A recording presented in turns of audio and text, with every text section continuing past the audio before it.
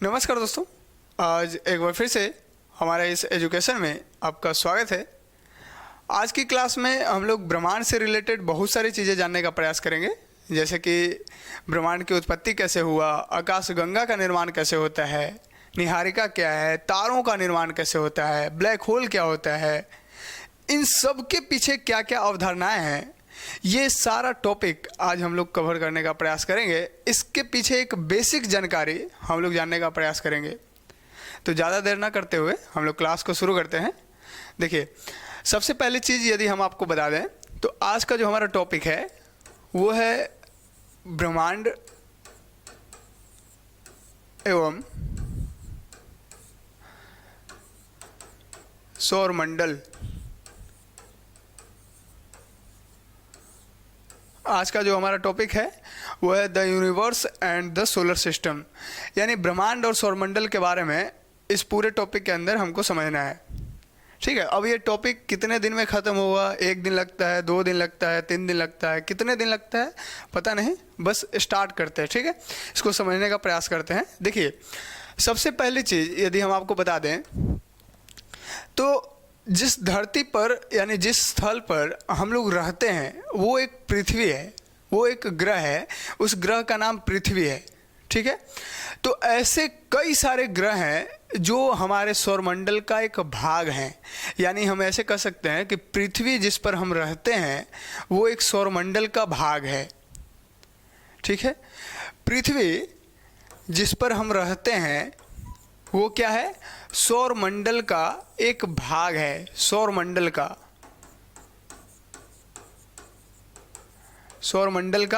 एक भाग है। और ये सौरमंडल हमारे आकाशगंगा का एक भाग है। सौरमंडल किसका भाग है, आकाशगंगा का भाग है।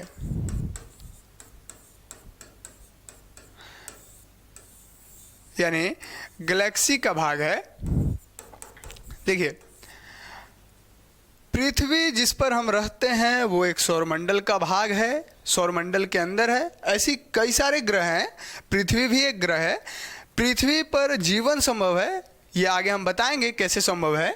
पहले इतना आप समझिए, पृथ्वी एक ग्रह है। ये क्या है, एक ग्रह है। अब इस ग्रह का यदि हम इसकी बात करें तो ये ग्रह एक सौरमंडल का भाग होता है। सौरमंडल में अभी तक 8 ग्रहों को शामिल किया गया है। कितने ग्रह शामिल किए गए हैं, 8 ग्रह। 8 ग्रह को सौरमंडल के अंदर शामिल किया गया है। वैसे एक और ग्रह था जिसको 2006 में हटा दिया गया, वो हम आगे देखेंगे। ठीक है, आगे उसको समझेंगे। पहले इतना आप समझिए कि पृथ्वी सौरमंडल का भाग है। सौरमंडल जो है ये आकाशगंगा का भाग है, यानी गैलेक्सी का भाग है। तो गैलेक्सी का निर्माण कैसे होता है, ठीक है।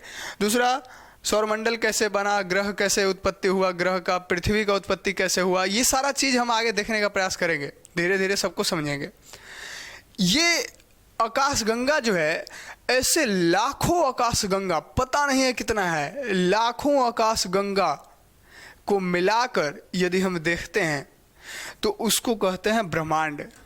लाखों आकाशगंगा को यदि हम मिलाकर देखते हैं तो उसको कहते हैं ब्रह्मांड। यानी ऐसे कह सकते हैं कि लाखों आकाशगंगाओं के समूह को ब्रह्मांड कह सकते हैं।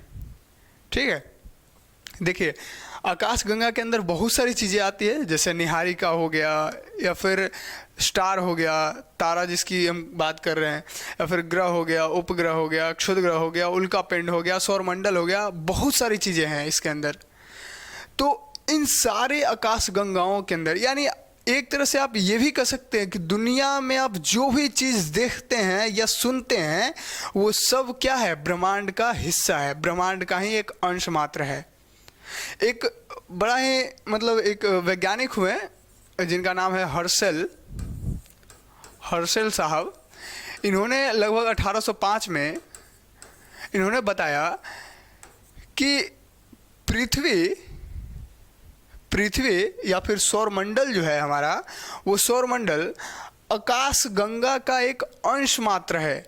यानी हम ये कह सकते हैं, इन्होंने बताया क्या कि हमारा सौरमंडल जो है वो आकाश गंगा का एक अंश मात्र है। सौरमंडल छोड़िए, सौरमंडल के अंदर जो भी चीज़ें आ रही है, जैसे पृथ्वी है, यानी ग्रह की बात करें, ग्रह है, ठीक है, सूर्य है, हमारे सौरमंडल का ही तो भाग है ना है सूर्य, तो सूर्य है, ग्रह है, या फिर अदर जितने भी ग्रह हैं पृथ्वी को छोड़ करके, मंगल ग्रह, बुध ग्रह, शुक्र ग्रह, बृहस्पति ग्रह, जो भी ग्रह हैं वो सब, क्षुद्र ग्रह, उल्का पिंड, एस्ट्रॉयड जिसकी बात कर रहे हैं, एस्ट्रॉयड, मेटेरॉयड, ये सारे चीज आकाश गंगा का एक अंश मात्र है, अंश हैं। जैसे हमारे शरीर का एक अंश होता है जिसका नाम डीएनए बोल रहे हैं, जिसका नाम जीन बोल रहे हैं, जिसका नाम हम सेल बोल रहे हैं, कोशिका, वो सब क्या है, हमारे शरीर का पूरे स्ट्रक्चर का एक अंश मात्र है।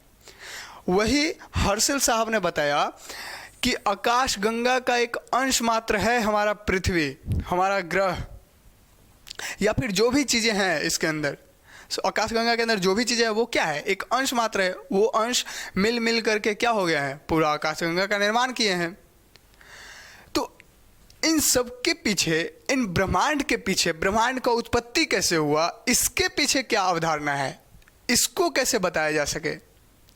तो देखिए, सबसे पहली चीज़ तो यह है, यदि हम आपको एक, देखिए सबसे पहले आप ये समझिए कि देखिए आपको ये पूरा खाली जगह दिख रहा होगा, वैसे ब्रह्मांड में पूरा खाली स्थान था, स्पेस ही स्पेस था, कोई चीज़ नहीं था वहाँ पर, स्पेस भी नहीं था, पता नहीं, मतलब देखिए हम 3 वर्ड यहाँ पर आपको बताते हैं, ना तो स्थान था, ना तो कोई स्पेस था, ठीक है, ना तो कोई समय का निर्धारण हो रहा था उस समय, ठीक है, ना समय था, ना स्थान था, ना ही कोई आकाश गंगा, ना ही ब्रह्मांड, कोई भी चीज़ नहीं था वहाँ पर, ना ही कोई पदार्थ था, ऐसे कह सकते हैं। देखिए, ना ही कोई पदार्थ है, लेकिन जब उस समय की बात है जब कुछ भी नहीं था, शून्य था, पता नहीं शून्य भी नहीं था, क्या था कुछ नहीं पता, लेकिन एक वैज्ञानिक हुए जिनका नाम है जॉर्ज लेमैत्रे साहब, जॉर्ज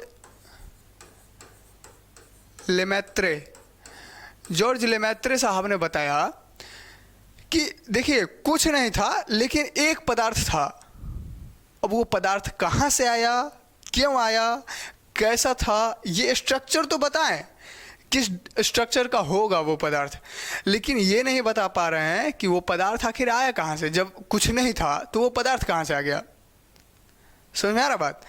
तो इनका कहने का मतलब कि एक खाली स्थान भी नहीं है, समय भी नहीं है, सब चीज़ का बाद में मतलब डिस्कवर हुआ, तो आप ये कैसे कह सकते हैं कि एक पदार्थ था।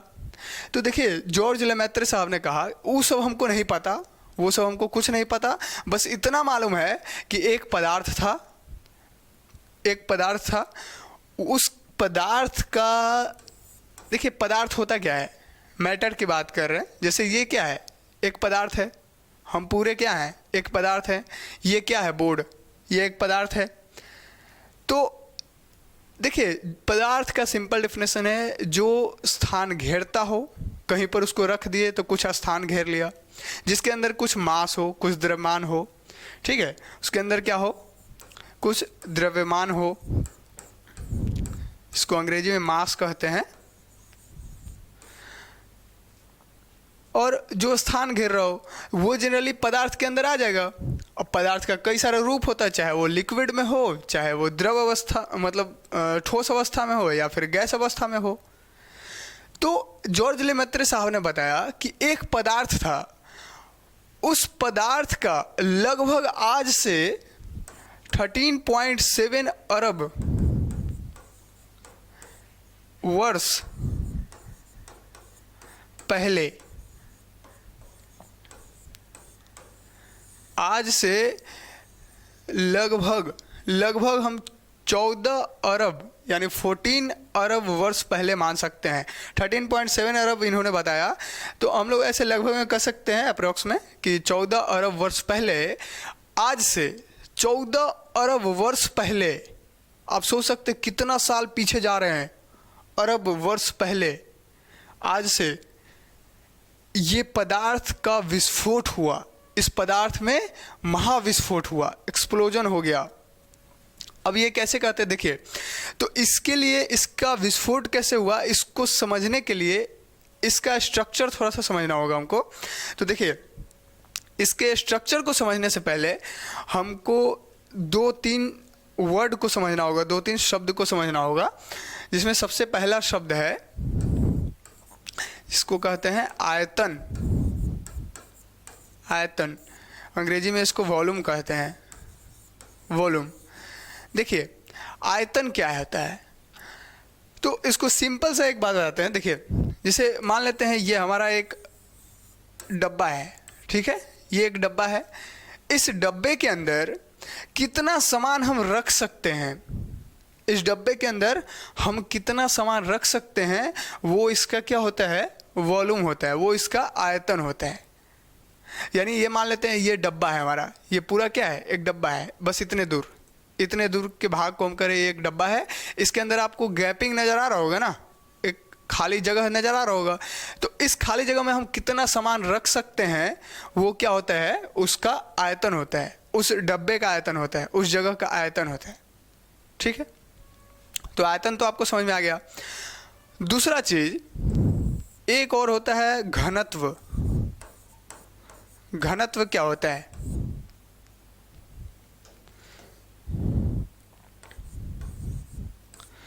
घनत्व क्या होता है, इसको अंग्रेजी में कहते हैं डेंसिटी। देखिए घनत्व की यदि हम बात करें, एकदम सिंपल भाषा में समझते हैं, वैसे घनत्व को हम और आगे हम समझाएंगे। पहले इतना आप समझिए कि घनत्व क्या होता है, बेसिक सा। देखिए इस डब्बे के अंदर जितना सामान भरा जा सकता है उतना तो भर दिए, ठीक है, इस डब्बे के अंदर जितना सामान भरना था उतना तो भर दिए। अब हम जितना सामान उसमें भरे हैं उसका वजन कितना है, हम उसको देखेंगे, उसका वजन कितना है। तो मान लेते हैं, अब हमको आपको एक एग्जाम्पल से समझाते हैं कि इस डब्बे के अंदर खाली जितना भी स्थान था, यानी जितना भी जगह था, वो क्या था, इसका आयतन था। तो मान लेते हैं कि इसका आयतन 10 सेंटीमीटर क्यूब होगा। क्या होगा, 10 सेंटीमीटर क्यूब। इसका आयतन 10 सेंटीमीटर क्यूब होगा, मान लेते हैं। ऐसे भी नहीं समझ में आ रहा तो बेसिक चीज इसको हटा देते हैं, ठीक है, मैथ की भाषा हटाते हैं, अब सिंपल सा समझते हैं। इसमें 10 ऐसे पेन जो है, ये जो पेन है, ऐसे 10 पेन इस डब्बे के अंदर हम रख सकते हैं। 10 पेन इसके अंदर हम रख सकते हैं, ठीक है, 10 पेन रख दिए। अब कहने का मतलब ये है कि हम ऐसे 10 पेन रख दिए, तो उस पेन का वजन कितना होगा, उस पेन का वजन कितना होगा। मान लेते हैं उस पेन का वजन हो गया, 10 पेन ऐसा रखें तो मान लेते हैं उस पेन का वजन कितना हो जाएगा, ½ kg या फिर 500 ग्राम मान लेते हैं, ठीक है, 500 ग्राम, ठीक है, 500 ग्राम मान लिए, यानी ½ kg, छोड़िए 1 kg मान लेते हैं, पेन बहुत ही भारी है, ठीक है, ताकि आपको समझने में थोड़ा अच्छा लगे। या फिर इसको भी हटाते, देखिए थोड़ा क्लियरली आप समझिए। देखिए इधर समझाते हैं। देखिए मान लेते हैं कि इसके अंदर 10 पेन हो जाएगा, 10 पेन रखा जाएगा, ठीक है, और इस पेन का वजन बहुत ही भारी है, वजन बहुत ही ज़्यादा है, इसलिए इसको हम कहते हैं कि 2 kg क्या होगा, पेन यहाँ पर। देखिए 10 पेन था, 10 पेन को हम इस डब्बे के अंदर रख दिए, 10 पेन इस डब्बे के अंदर चला गया और 2 kg वजन हुआ उस 10 पेन का, ठीक है।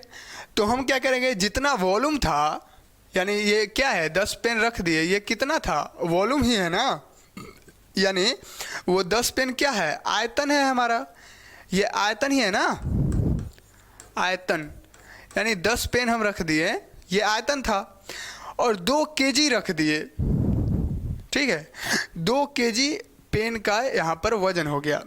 तो हम क्या करें, जितना आयतन था और जितना सामान का वजन है उससे हम डिवाइड करेंगे, तो आंसर क्या आएगा, 5। आंसर क्या आएगा, 2 में 10 से डिवाइड करेंगे, भागा देंगे, तो क्या आएगा, 5 आएगा। तो 5 ग्राम पर सेंटीमीटर क्यूब क्या होगा, इसका यानी 5 मान लेते हैं, छोड़िए वो सब, ग्राम पर सेंटीमीटर क्यूब आगे हम समझाएंगे, वैसे आगे आने वाले क्लासों में इसको हम क्लियर कर देंगे। वैसे आप इतना समझिए कि 5 जो है इसका घनत्व हो गया, इसका आयतन 10 था, इसका घनत्व 5 ग्राम पर सेंटीमीटर क्यूब यानी 5 हो गया। इतना समझ में आया? घनत्व क्या होता है? आयतन जो है उसमें जितना सामान हम रख दिए उसका वजन से डिवाइड करेंगे। समझ में आ रहा? अगर वैसे भी नहीं समझ में आ रहा तो देखिए सिंपल सा एक बात आप समझिए, कम जगह में जितना ज़्यादा सामान हम ठूस सकते हैं वो घनत्व होता है। जगह कम है, उसमें जितना ज़्यादा ठूस दीजिए, वो जितना ज़्यादा ठूसेंगे उसका घनत्व उतना ही ज़्यादा होता चला जाएगा। समझ में आ रहा बात? तो देखिए कहने का मतलब यह है कि आयतन क्या होता है, तो डब्बे के अंदर कितना सामान रख सकते हैं वो आयतन है, मतलब जितना खाली स्थान है वो आयतन है। घनत्व क्या हुआ? तो आयतन जितना है उसमें जितना सामान हम रखे हैं उसके वजन से डिवाइड करेंगे तो वो घनत्व निकल जाएगा। क्लियर? और तीसरा वर्ड तापमान। तापमान, तापमान क्या होता है? देखिए टेम्परेचर की बात हो रहा है, तापमान। तो देखिए तापमान क्या होता है? जनरली हीट का बात हो रहा है ना, यहाँ पर ऊष्मा की बात हो रही है। अब हमारे शरीर में जितने भी भोजन हम किए हैं या फिर जितने भी एनर्जी वाला फूड या फिर जो भी चीज़ें जब हम खाएं तो वो डाइजेस्ट होने के बाद क्या होगा? एनर्जी में तब्दील होगा। यदि हम बोल रहे हैं तो एनर्जी लग रहा है ना, वो एनर्जी क्या है? हीट से भी है। यदि आप किसी के सामने फूंक दीजिए तो क्या होगा? उसको थोड़ा सा गर्म महसूस होगा। ऐसा इसलिए क्योंकि आपने जो फूंका उसमें हीट था, वो एनर्जी था, वो हवा के माध्यम से उसके शरीर में टच हुआ तो उसको हल्का गर्मी महसूस होगा। अब देखिए गर्मी के, अब देखिए ज़्यादातर आपके शरीर में यदि एनर्जी ज़्यादा हो जाए तो आपको गर्मी ज़्यादा रहेगा। समझ यार बात? जितने शरीर में जितना ज़्यादा एनर्जी होगा उतना ज़्यादा गर्मी होगा, यानी उतना ज़्यादा आपका टेम्परेचर होगा। ठीक है?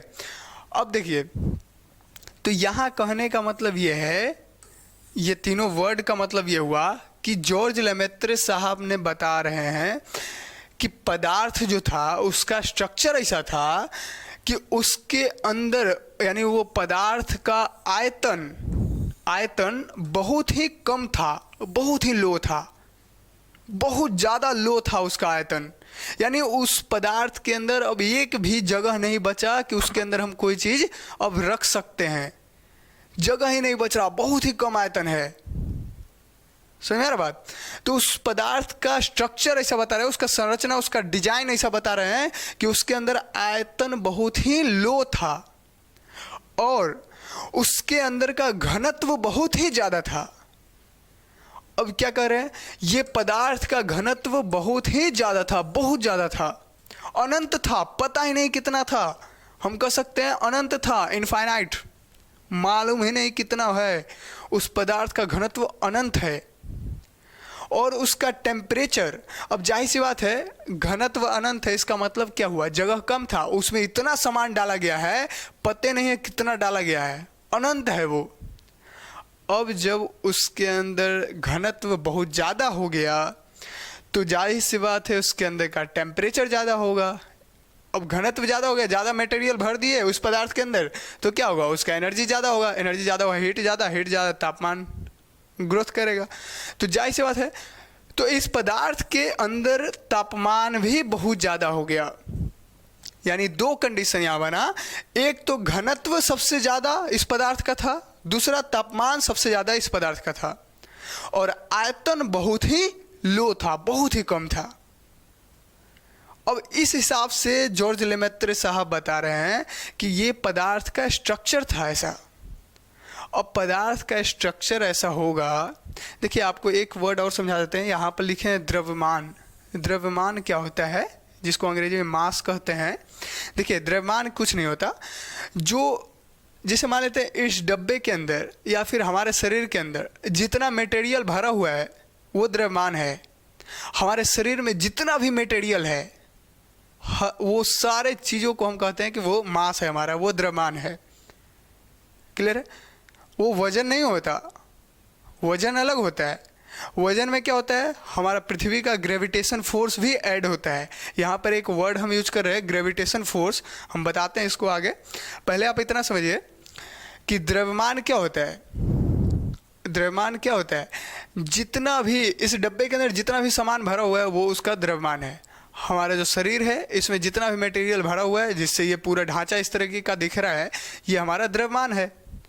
तो मास अलग होता है, यानी आप कई बार पढ़े भी होंगे साइंस में, या फिर नहीं भी पढ़े तो आप जान लीजिए कि जब हम चंद्रमा पे जाते हैं तो हमारा, या फिर पृथ्वी से बाहर निकल जाते हैं, पृथ्वी के ग्रेविटेशन का जो एरिया होता है, यानी पृथ्वी का खिंचाव का जो एरिया होता है, उस एरिया से यदि हम बाहर निकल जाते हैं तो क्या होता है कि हमारा वजन घट जाता है, लेकिन मास वही रहेगा। मास में चेंजिंग नहीं होता, द्रव्यमान में कोई चेंजिंग नहीं होता, क्योंकि हम जैसे हैं वैसे ही बाहर भी जाएंगे। यदि हम चंद्रमा पे चले जाते हैं तो हमारा वजन कम हो जाएगा, लेकिन कम इसलिए होगा क्योंकि वहाँ का ग्रेविटेशन फोर्स कम है और यहाँ का ग्रेविटेशन फोर्स ज़्यादा है। ऐसा इसलिए क्योंकि पृथ्वी के पास मास ज़्यादा है तो इसका ग्रेविटेशन फोर्स ज़्यादा होगा। अब यदि देखिए हम आपको ग्रेविटेशन फोर्स में समझाएंगे, द्रव्यमान वगैरह ये सब का। पहले आप इतना समझिए, देखिए द्रव्यमान होता क्या है, जो भी डब्बे के अंदर जो भी मटेरियल भरा हुआ है, जितना भी भरा हुआ है वो उसका द्रव्यमान होता है। क्लियर? घनत्व मत समझिएगा। घनत्व क्या होता है, जितना मटेरियल हम डाले हैं उस डब्बे के अंदर उसका वजन से हम डिवाइड करेंगे उसके आयतन से। मतलब उसका उस डब्बे के अंदर जितना सामान भरना है वो आयतन उसका हो गया, तो वो आयतन में हम जितना सामान डाल दिए उस सामान का वजन से डिवाइड करेंगे, तब वो घनत्व निकलेगा। घनत्व अलग है, द्रव्यमान अलग है, आयतन अलग है। ठीक है? देखिए यदि इस वर्ड में कोई कन्फ्यूजन है तो आप कमेंट करके ज़रूर बताइएगा। पहले हम इसको और आगे समझते हैं। देखिए एक काम करते हैं, पहले आप इतना समझिए, जॉर्ज लेमेत्रे साहब ने क्या बताया कि एक पदार्थ था जिसका स्ट्रक्चर, जिसका डिजाइन ऐसा था कि उसका आयतन बहुत ही कम था और उसका घनत्व और तापमान अनंत था। पता ही नहीं कितना है, इनफाइनाइट है, अनंत है। उसका घनत्व और तापमान बहुत ही ज़्यादा है। क्लियर है? अब देखिए इतना तक आप इसको अभी छोड़ते हैं। पहले आपको एक वर्ड समझाते हैं, जैसे जिसको कह रहे हैं गुरुत्वाकर्षण बल। गुरुत्वाकर्षण बल ये क्या होता है, यानी ग्रेविटेशनल फोर्स की बात कर रहे हैं।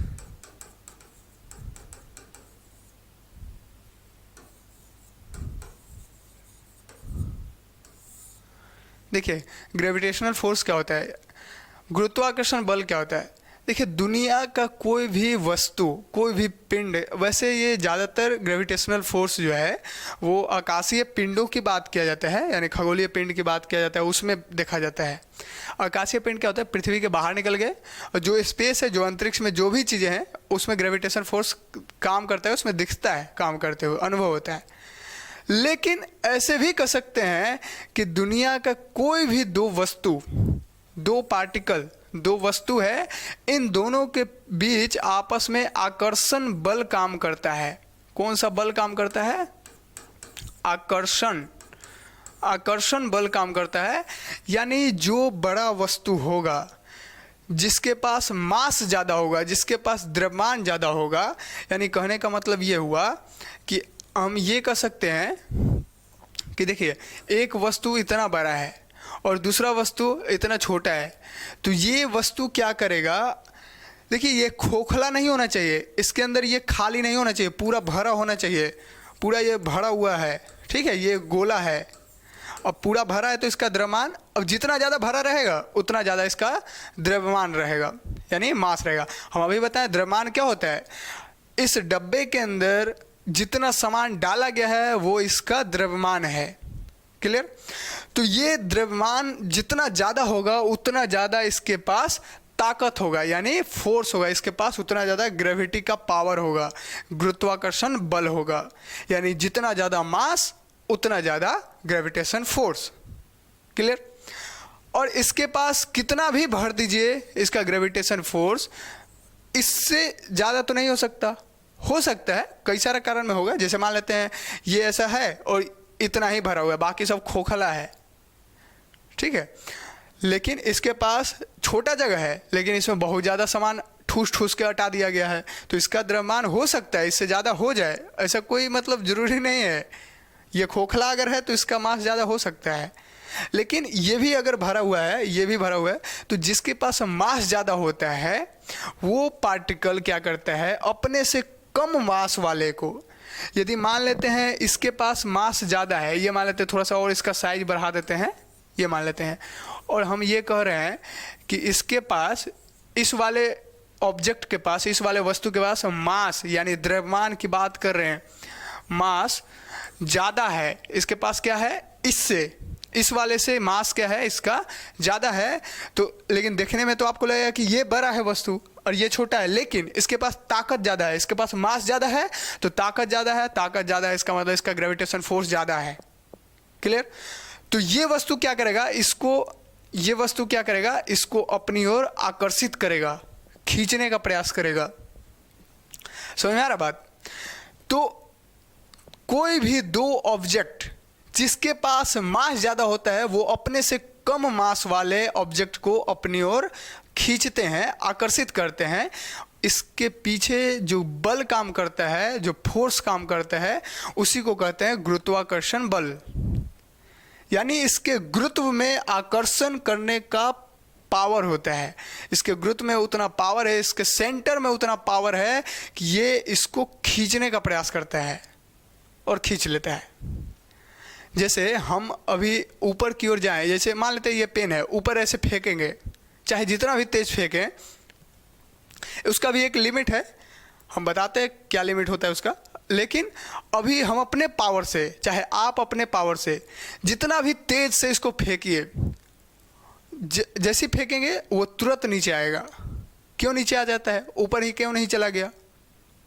ऐसा इसलिए कि जितना स्पीड से हम फेंके हैं उससे कहीं ज़्यादा स्पीड से धरती का ग्रेविटेशन फोर्स, धरती का जो पावर है वो उसको खींच लेता है, कहता है बाहर मत जाओ, नीचे आओ। क्यों? क्योंकि धरती का ग्रेविटेशन फोर्स ज़्यादा है। क्यों? क्योंकि धरती का मास ज़्यादा है, धरती का द्रव्यमान ज़्यादा है, और इसका द्रव्यमान बहुत ही कम है, बहुत ही कम है। इसलिए ये क्या होता है, बेचारा नीचे आ जाता है। हम भी नीचे आ जाएंगे, ऊपर कितना भी ऊपर जाएं नीचे ही आ जाएंगे हम। लेकिन इसका भी एक लिमिट है। यदि हम 11.2 किलोमीटर पर सेकेंड, यानी एक सेकेंड में हम 11.2 किलोमीटर, 11.2 किलोमीटर मतलब लगभग 11 किलोमीटर 200 मीटर, लगभग 11.2 किलोमीटर एक सेकेंड में हम पहुंच जाते हैं। एक सेकेंड में लगभग 11.5 मान लेते हैं, लगभग 11.5 किलोमीटर एक सेकेंड में हम चले जाएं, तब हम इसके ग्रेविटेशन फोर्स से बाहर निकल सकते हैं। इतना स्पीड होना चाहिए, लेकिन इससे अगर स्पीड कम हुआ, थोड़ा सा भी कम हुआ 11.2 से, तो फिर ग्रेविटेशन फोर्स भारी पड़ जाएगा, इसका फोर्स भारी पड़ जाएगा, ये हमको खींच लेगा। तो हम स्पीड से इसके फोर्स को तोड़ सकते हैं, बाहर निकल सकते हैं। ठीक है? तो देखिए, लेकिन इसमें एक और कंडीशन है, हम कितना देर तक इतना स्पीड बना के रख सकते हैं। समझ रहे हैं? कम से कम कुछ देर लगेगा ना इतना स्पीड में जाने से, ताकि इसके जो एरिया है, जैसे मान लेते हैं पृथ्वी का, ये पृथ्वी है तो इसका एक एरिया होगा ना, कि इतने एरिया के अंदर ये अपना ग्रेविटेशन फोर्स काम करता है। इस एरिया के जैसे बाहर निकले, इसका ग्रेविटेशन फोर्स यहाँ काम नहीं करेगा। हर चीज़ का एक एरिया होता है, वैसे ही है यहाँ पर। तो शायद आपको ग्रेविटेशन फोर्स समझ में आ गया होगा। ग्रेविटेशन फोर्स क्या करता है, दो ऑब्जेक्ट आपस में आकर्षित होते हैं, चाहे वो कितना भी छोटा ऑब्जेक्ट हो, एकदम छोटा हो, जो हमको दिखाई भी नहीं देता, उसके अंदर भी ग्रेविटेशन फोर्स काम करता है। जो बड़ा है, हमको बहुत दिखाई देता है, बहुत बड़ा, उसके अंदर भी ग्रेविटेशन फोर्स काम करता है। जाहिर सी बात है, जिसके अंदर मास होगा उसके अंदर ग्रेविटी पावर होगा, और ग्रेविटी पावर होगा तो गुरुत्वाकर्षण बल काम करेगा ही। क्लियर है? तो देखिए, गुरुत्वाकर्षण बल क्या होता है ये तो आपको समझ में आ गया। एक वर्ड और है जिसको हम लोग समझते हैं, उसका नाम होता है नाभिकीय संलयन। नाभिकीय संलयन। देखिए संलयन में क्या होता है, देखिए यहाँ पर दो वर्ड हम बता सकते हैं, एक होता है संलयन, एक होता है विखंडन। विखंडन, देखिए एक को कहते हैं फ्यूजन, एक को होता है फ्यूजन, बस यही अंतर है, मतलब ये तो नाम का अंतर है। देखिए इसका अंतर क्या होता है, देखिए सबसे पहले आप ये समझिए कि नाभिक क्या होता है, फिर आप संलयन और विखंडन समझिएगा, ठीक है। नाभिक से यहाँ पर मतलब है नाभिकीय संलयन, यानी नाभिक की बात हो रहा है, न्यूक्लियर की बात हो रहा है, ठीक है। तो न्यूक्लियर क्या होता है, न्यूक्लियर क्या होता है, देखिए न्यूक्लियर कहने का मतलब यह है कि चाहे जो भी पार्टिकल, जो भी वस्तु हो दुनिया का, उसका जब सबसे छोटा भाग हम तोड़ देते हैं, सबसे छोटा टुकड़ा, जिसके बाद अब उसको तोड़ा नहीं जा सकता, हम इस पेन को इतना तोड़ेंगे कि उसके बाद अब तोड़ा नहीं जा सकता, उसको हम माइक्रोस्कोप से देख सकते हैं, अब उसका टुकड़ा नहीं होगा, तो वो होता है उसका परमाणु। उस वस्तु का क्या होता है, वो परमाणु होता है, परमाणु होता है, जिसको अंग्रेजी में एटम कहते हैं, ठीक है। तो वो परमाणु जो है, देखिए अब ये परमाणु है, परमाणु आप समझ रहे हैं ना, जिसे हम पूरा क्या है, एक मान लेते हैं हम एक वस्तु है, हमारा इतना टुकड़ा होगा जिसके बाद अब टुकड़ा नहीं किया जा सकता, तो वो हमारा परमाणु होगा, ठीक है। वैसे कई सारे एलिमेंट का परमाणु होता है, जैसे हाइड्रोजन का परमाणु, हीलियम का परमाणु, या फिर लोहा का परमाणु, जो भी चीज़ें हैं ये एलिमेंट का परमाणु होता है। तो परमाणु के अंदर 3 मौलिक कण होते हैं। देखिए मान लेते हैं ये परमाणु का ये संरचना है, ठीक है, ये मान लेते हैं ये परमाणु का संरचना है, सबसे छोटा टुकड़ा किए उसको हम जूम करके दिखा रहे हैं, आपको जूम करके बता रहे हैं। तो इसके अंदर एक होता है न्यूट्रॉन और एक होता है प्रोटॉन, ठीक है, एक क्या होता है न्यूट्रॉन और एक होता है प्रोटॉन, क्लियर।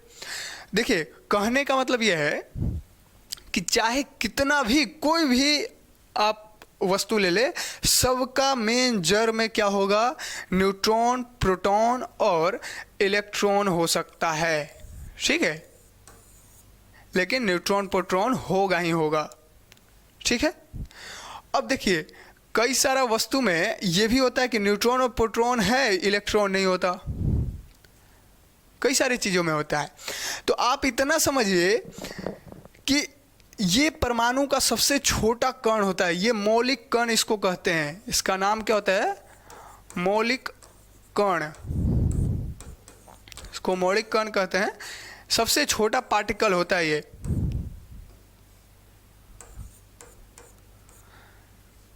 ठीक है।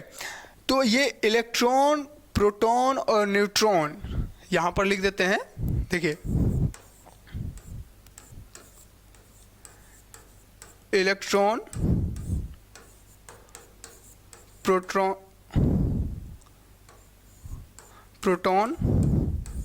और न्यूट्रॉन। देखिए इलेक्ट्रॉन, प्रोटॉन और न्यूट्रॉन ये 3 मौलिक कण हैं, किसी भी पार्टिकल का यही मेन जड़ होता है, ठीक है। अभी तो पॉजिट्रॉन बहुत सारे आ गए हैं, लेकिन आप इतना समझिए कि ये 3 मौलिक कण होते हैं और यही सारे परमाणु के अंदर, चाहे किसी का भी परमाणु निकालो आप, उसके अंदर यही 3 कण आपको देखने को मिलेंगे, ठीक है। तो हम ये कहते हैं न्यूक्लियर क्या होता है, नाभिक क्या होता है, तो ये परमाणु का स्ट्रक्चर है, ये परमाणु का जो बीच का जो सेंटर होता है, बीच का सेंटर, इसी को कहते हैं न्यूक्लियर या नाभिक कहते हैं। इसी का नाम क्या होता है, न्यूक्लियर या नाभिक, इसी को कहते हैं। बीच के सेंटर को, परमाणु के बीच का जो सेंटर होता है, बीच के जो केंद्र होते हैं, उसको नाभिक कहते हैं, क्लियर। यहीं से अब क्या हो रहा है, संलयन हो रहा है, विखंडन हो रहा है। तो संलयन का मतलब क्या है, विखंडन हमको नहीं अभी समझना, हमको बस ये करना है कि संलयन क्या होता है, इससे हमको रिलेटेड है बात अभी। तो अभी संलयन समझते हैं। देखिए संलयन में क्या होता है कि मान लेते हैं यहाँ पर क्या है, न्यूट्रॉन और प्रोटॉन है, तो कई सारे परमाणु आपस में मिलेंगे तो न्यूट्रॉन क्या होते हैं, एक और न्यूट्रॉन से ऐड होता है, प्रोटॉन एक और प्रोटॉन से ऐड होता है, एक और प्रोटॉन से, ऐसे करके ऐड होते चले जाता है, जुड़ते चले जाता है। संलयन का मतलब होता है जोड़ना। दो कण आपस में जुट रहे हो, नाभिक के कण, किसका, नाभिक का जो कण है, तो नाभिक का कण कौन है, न्यूट्रॉन और प्रोटॉन। तो न्यूट्रॉन और प्रोटॉन कई सारे आकर के आपस में जब जुड़ने लगते हैं, योग होता है उनका, संयोग होता है, तो उसको कहते हैं वो नाभिकीय संलयन है। क्लियर। विखंडन का मतलब होता है कि परमाणु का नाभिक में टुकड़ा हो जाना। अब मान लेते हैं इसके नाभिक में एक न्यूट्रॉन नहीं, कई सारा न्यूट्रॉन हो गया। जैसे मान लेते हैं कि यहाँ पर 10 न्यूट्रॉन हो गया, ठीक है, 10 क्या हो गया, न्यूट्रॉन हो गया।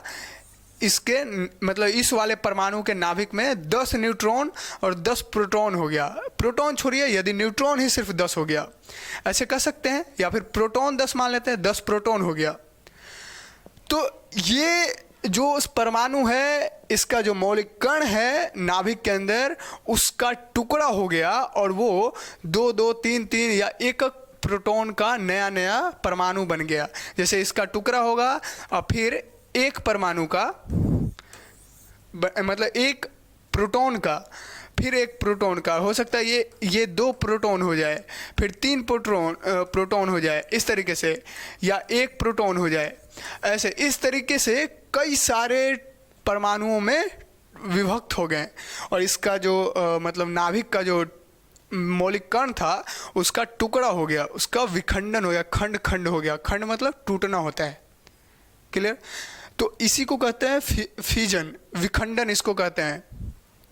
यानी नाभिक का, न्यूक्लियर का विखंडन हो रहा है, नाभिकीय विखंडन इसको कहते हैं, टूटना को। और नाभिकीय संलयन किसको कहते हैं, जोड़ना को, जुट रहा है उसको नाभिकीय संलयन कहते हैं। क्लियर है। तो देखिए नाभिकीय संलयन क्या होता है और नाभिकीय विखंडन क्या होता है, ये तो क्लियर हो गया। देखिए टूटने में भी एनर्जी निकलेगा और जोड़ने में भी एनर्जी निकलेगा। कैसे, आप यही समझिए।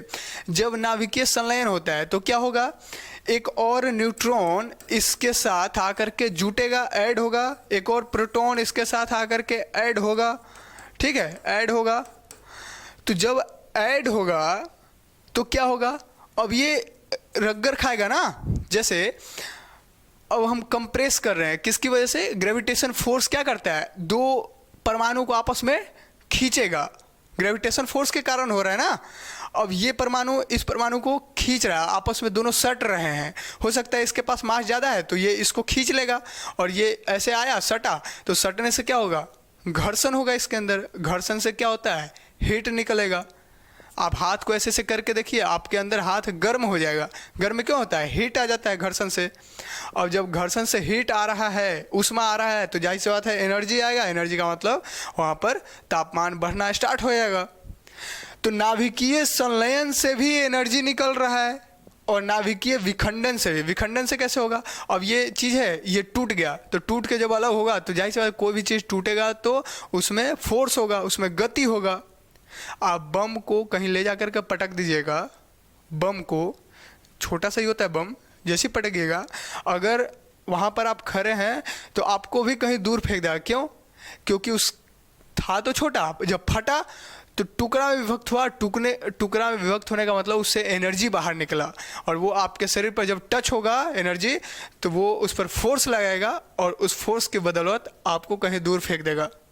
हो सकता है ज़्यादा फोर्स लग जाए तो आप मर भी जाइएगा, हम भी मर जाएंगे।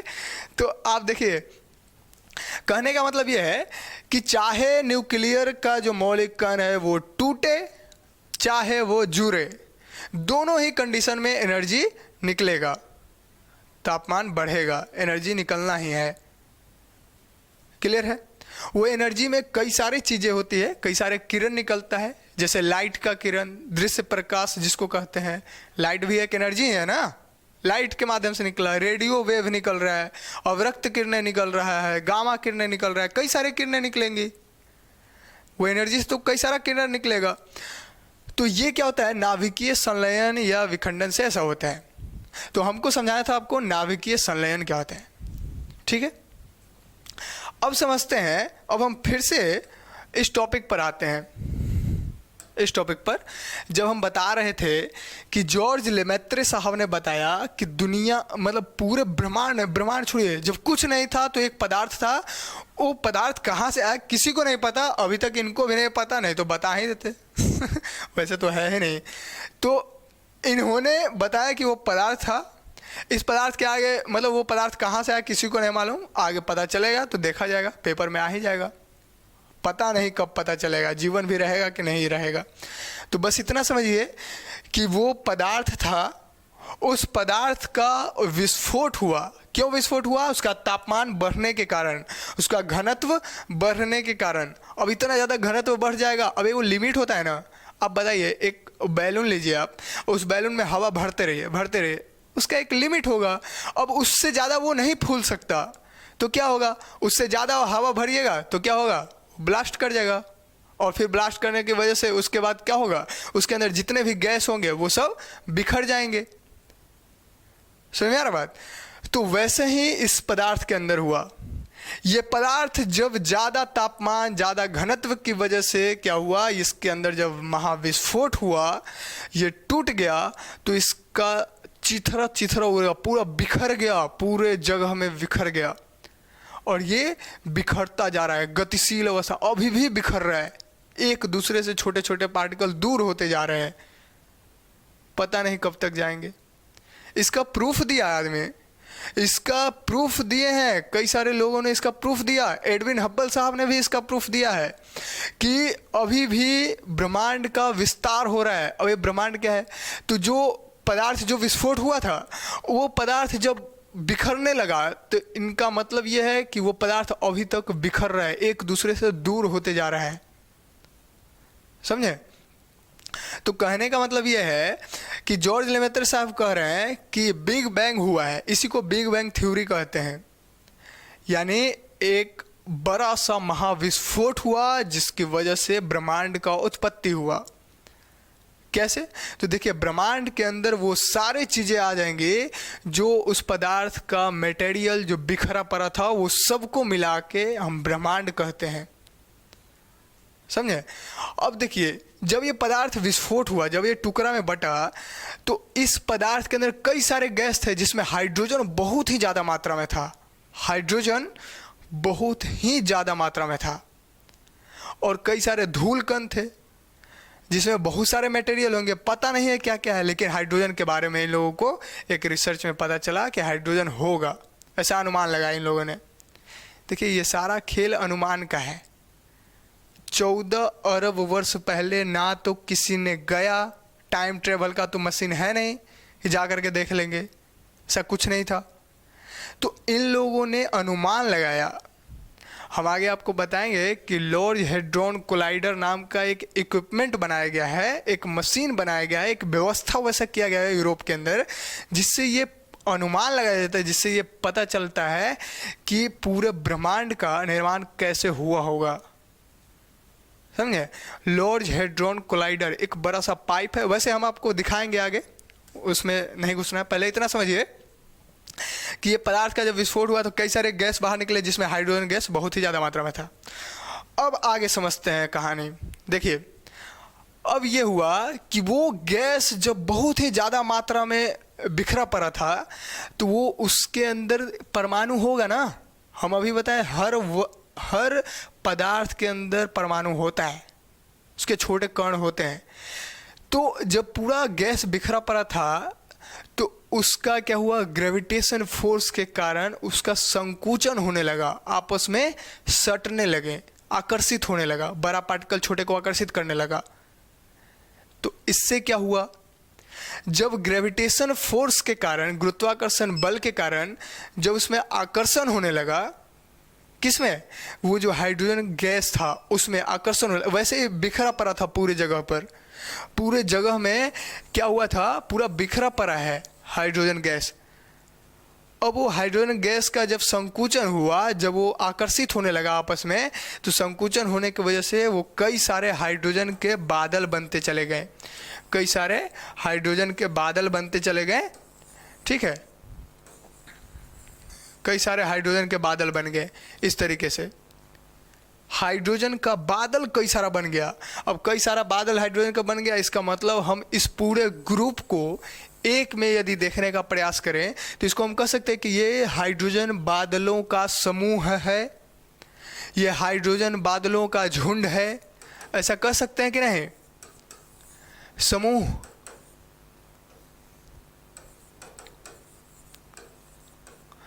ऐसा तो कह सकते हैं ना, हाइड्रोजन गैस के बादलों का समूह है ये। इसी का नाम, ये हाइड्रोजन गैस के जो बादल है, ये बादलों के झुंड को निहारिका कहा जाता है। इस बादलों के झुंड को क्या कहा जाता है? निहारिका। इसको अंग्रेजी में नेबुला कहते हैं।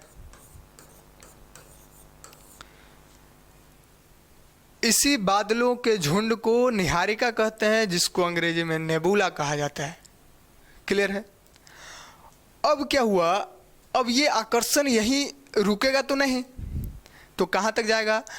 तो अब इन बादलों के बीच भी जो बड़ा बादल है वो छोटे बादल को खींच रहा है, आपस में आकर्षित कर रहा है। तो बड़ा बादल छोटे बादल को अपनी ओर खींचना चालू किया, तो इन बादलों में भी आकर्षण स्टार्ट हो गया। तो इस पूरे झुंड का जो बादल जो अलग अलग बिखरा पड़ा था, ये क्या बन गया? धीरे धीरे मतलब उसको क्या कहते हैं, सिमट गया। और सिमटने के बाद वो एक गैस का गोला बन गया। ये क्या बन गया? गैस का गोला, गैसीय पिंड इसको कह सकते हैं।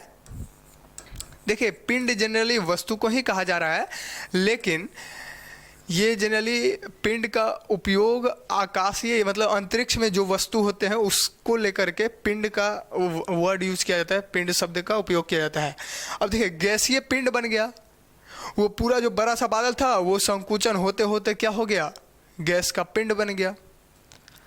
अब ये गैस का पिंड बना, तो यही माना जाता है कि ये गैस का जो पिंड बना हुआ है, यही गैस का पिंड अब धीरे धीरे इसके अंदर भी क्या होंगे? संकुचन स्टार्ट हो गया। अब इसके अंदर क्या संकुचन स्टार्ट होंगे? तो आप यहाँ पर देख सकते हैं कि वो जो गैस का जो पिंड था, ये मान लेते हैं ये गैस का जो पिंड है, इस पिंड के अंदर भी छोटे छोटे परमाणु होंगे ना, छोटे छोटे कई सारे परमाणु होंगे, कई सारे परमाणु होंगे इसके अंदर, कई सारे एटम होंगे छोटे छोटे। उन परमाणुओं में खिंचाव के कारण अब इसके अंदर भी जो बड़ा परमाणु होगा वो छोटे परमाणु को खींचेगा। इसकी वजह से क्या होगा? उसके अंदर घर्षण होने स्टार्ट होगा, वो जुटने लगेगा, यानी नाभिकीय संलयन होगा। इसके अंदर क्या हो रहा है? अब इसके अंदर भी खिंचाव हो रहा है, बड़ा परमाणु छोटे परमाणु को खींच रहा है गुरुत्वाकर्षण बल के कारण। तो ये क्या होगा? अब इसमें नाभिकीय संलयन होने लगा। नाभिकीय संलयन होगा तो क्या होगा? इसके अंदर एनर्जी निकलेगा, एनर्जी निकलने लगेगा। समझ में आ रहा बात? तो देखिए, जो अभी हमने बताया कि वो जो ब्रह्मांड, वो जो बादल था गैस का, ये जो गैसों का बादल था, इसके समूह को, इसके झुंड को निहारिका कहते हैं। अब ये जो बादल है ये और भी सिमट करके क्या हो गया है? एक गैस का गोला बन गया है, एक गैस का पिंड बन गया है, जिसको कहते हैं कि ये तारा का निर्माण अवस्था, ये प्रारंभिक अवस्था है तारा बनने का। तारा के निर्माण का ये प्रारंभिक अवस्था है, इसको कहते हैं आदि तारा। इसका नाम क्या होता है? आदि तारा।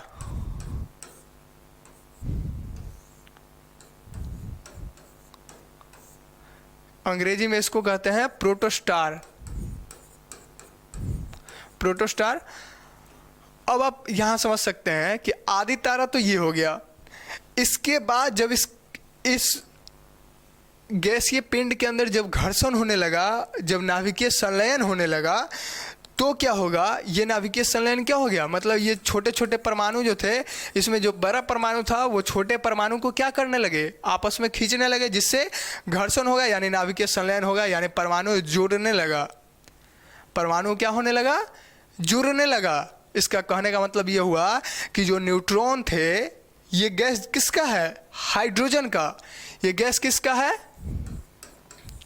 हाइड्रोजन का, यानी हाइड्रोजन गैस है। ये गैस किसका है ऐसे बोल रहे हैं? देखिए, ये हाइड्रोजन गैस का एक पिंड है, एक गैसीय गोला है जिसमें हाइड्रोजन गैस है। क्लियर? तो ये जो न्यूक्लियर है, ये जो नाभिक है, नाभिकीय संलयन हो रहा है, यानी न्यूट्रॉन और प्रोटॉन के अंदर जो ऐड हो रहा है, संलयन में क्या होता है, ऐडिंग होता है, जुड़ता है। तो जो ऐड हो रहा है वो क्या है, किसका है, हाइड्रोजन गैस का ही तो ऐड हो रहा है ना। तो हाइड्रोजन गैस के अंदर जो नाभिक होते हैं, हाइड्रोजन गैस के अंदर जो नाभिक होते हैं, यानी ये सेंटर में नाभिक, इसको नाभिक कह रहे हैं, ठीक है, न्यूक्लियर इसको कह रहे हैं। तो नाभिक के अंदर देखिए यहाँ लिख ही देते हैं, नहीं तो नाभिक, देखिए तो ये जो नाभिक है हाइड्रोजन गैस का ही, ठीक है, ये क्या है, हाइड्रोजन गैस है, ठीक है, हाइड्रोजन को H से सिंबल, इसको संकेत है H। अब हाइड्रोजन के नाभिक में एक न्यूट्रॉन होता है और एक प्रोटॉन होता है।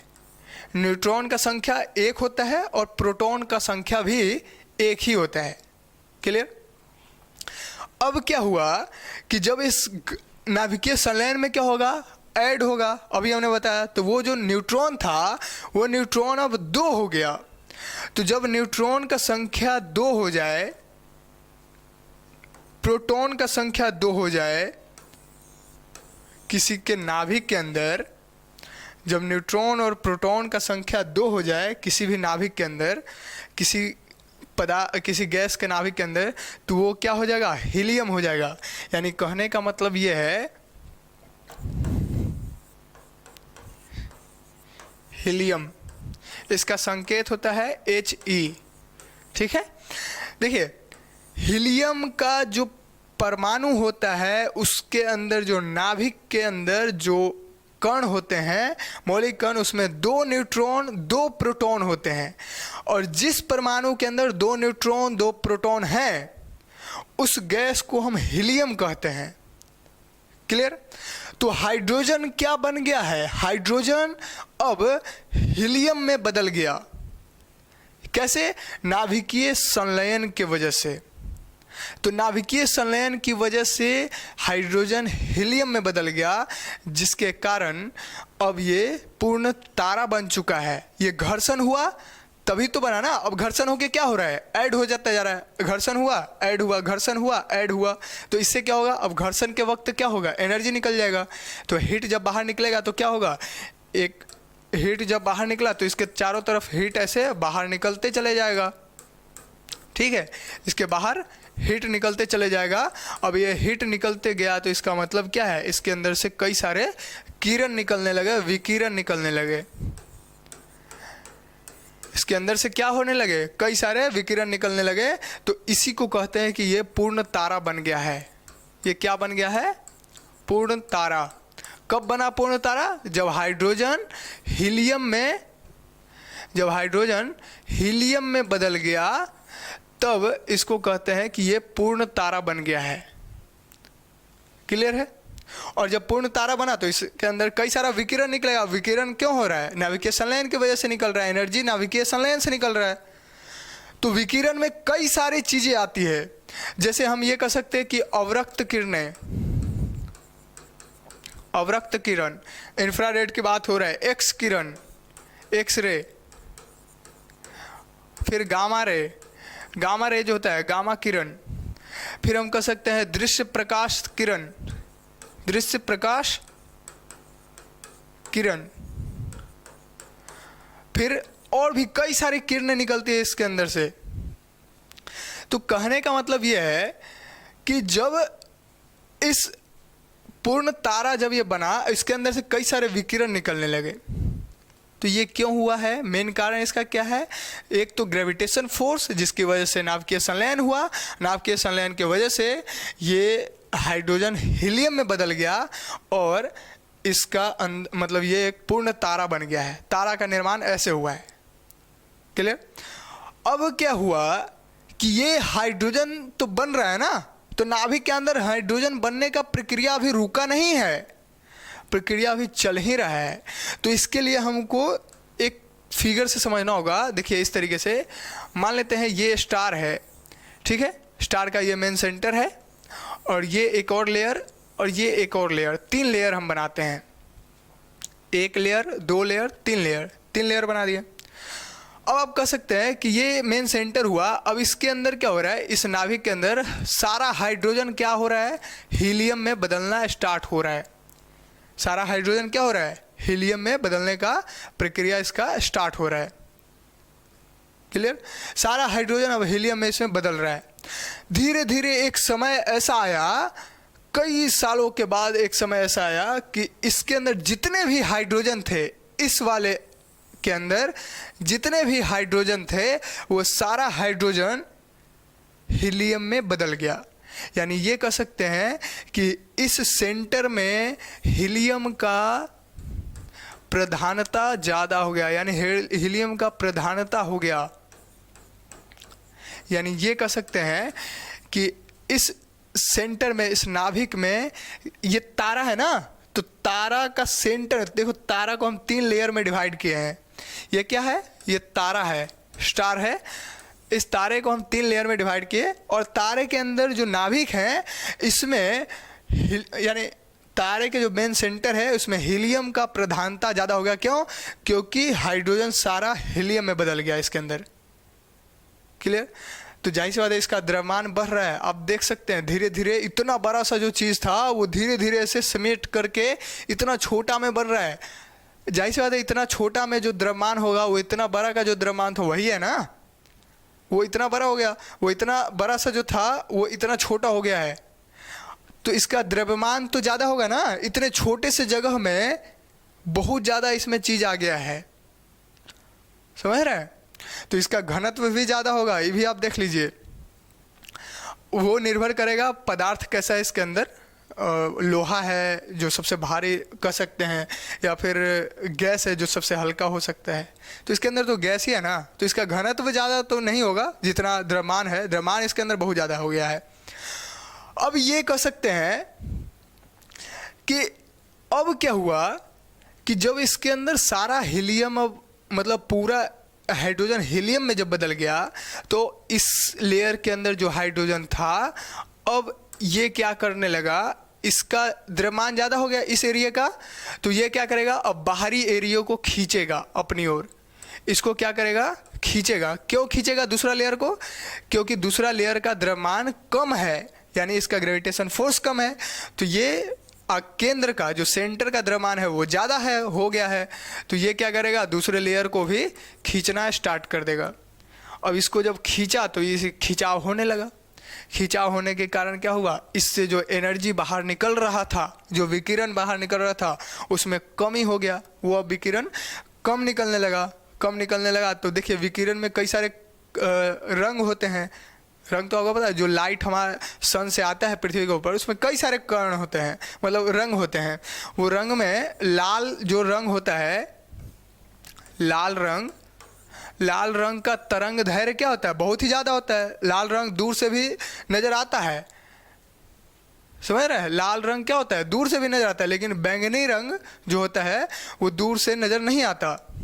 यानी वायलेट जो किरण की बात कर रहे हैं वो क्या होता है, दूर से नज़र नहीं आता, क्योंकि उसका तरंग दैर्घ्य बहुत ही कम होता है और इसका ज़्यादा होता है। तरंग दैर्घ्य क्या होता है, तो वो इस तरीके से होता है, ऐसे कह सकते हैं। वेवलेंथ की बात कर रहे हैं हम। देखिए ये जो डिस्टेंस होता है, इस कोने का इस कोने के बीच का जो डिस्टेंस है, जो दूरी है, इसी को वेवलेंथ कहते हैं, तरंग दैर्घ्य कहते हैं। बाकी ये इसमें नहीं घुसना है ना, तो फिर गड़बड़ हो जाएगा टाइम। वैसे भी देखिए ये सब सारा चीज़ साइंस का पार्ट है, बस आप थोड़ा थोड़ा आप समझते जाइए। इसको तरंग दैर्घ्य कहते हैं। कोई भी किरण इसी अवस्था में ऐसे ही जाता है, ठीक है। देखिए अब हम लोगों को फिर से समझना होगा, बीच में बिजली कट हो गया जिसकी वजह से ये पूरा ख़त्म हो गया। वैसे इसके लिए माफ़ी चाहते हैं आपसे। देखिए समझ लेते हैं, तुरंत ही समझ लेते हैं। देखिए जैसे हम बता रहे थे कि ये मान लेते हैं हमारा स्टार है, ठीक है। देखिए ये मान लेते हैं स्टार है, तो इसका हमने 3 लेयर बनाया था, ठीक है। और ये 3 लेयर में हम ये बता रहे थे कि इसके अंदर जितने भी हाइड्रोजन थे वो सारे क्या हो गए हैं, हीलियम में बदल गए हैं। अब हीलियम में सारा बदल गया हाइड्रोजन, तो क्या हो गया, अब ये जो है, ये बाहरी जो एरिया है इसका, इसको अब क्या करेगा, खींचने का प्रयास करेगा बाहरी लेयर को। क्यों? क्योंकि इसके अंदर मास ज़्यादा है और इसके अंदर कम है।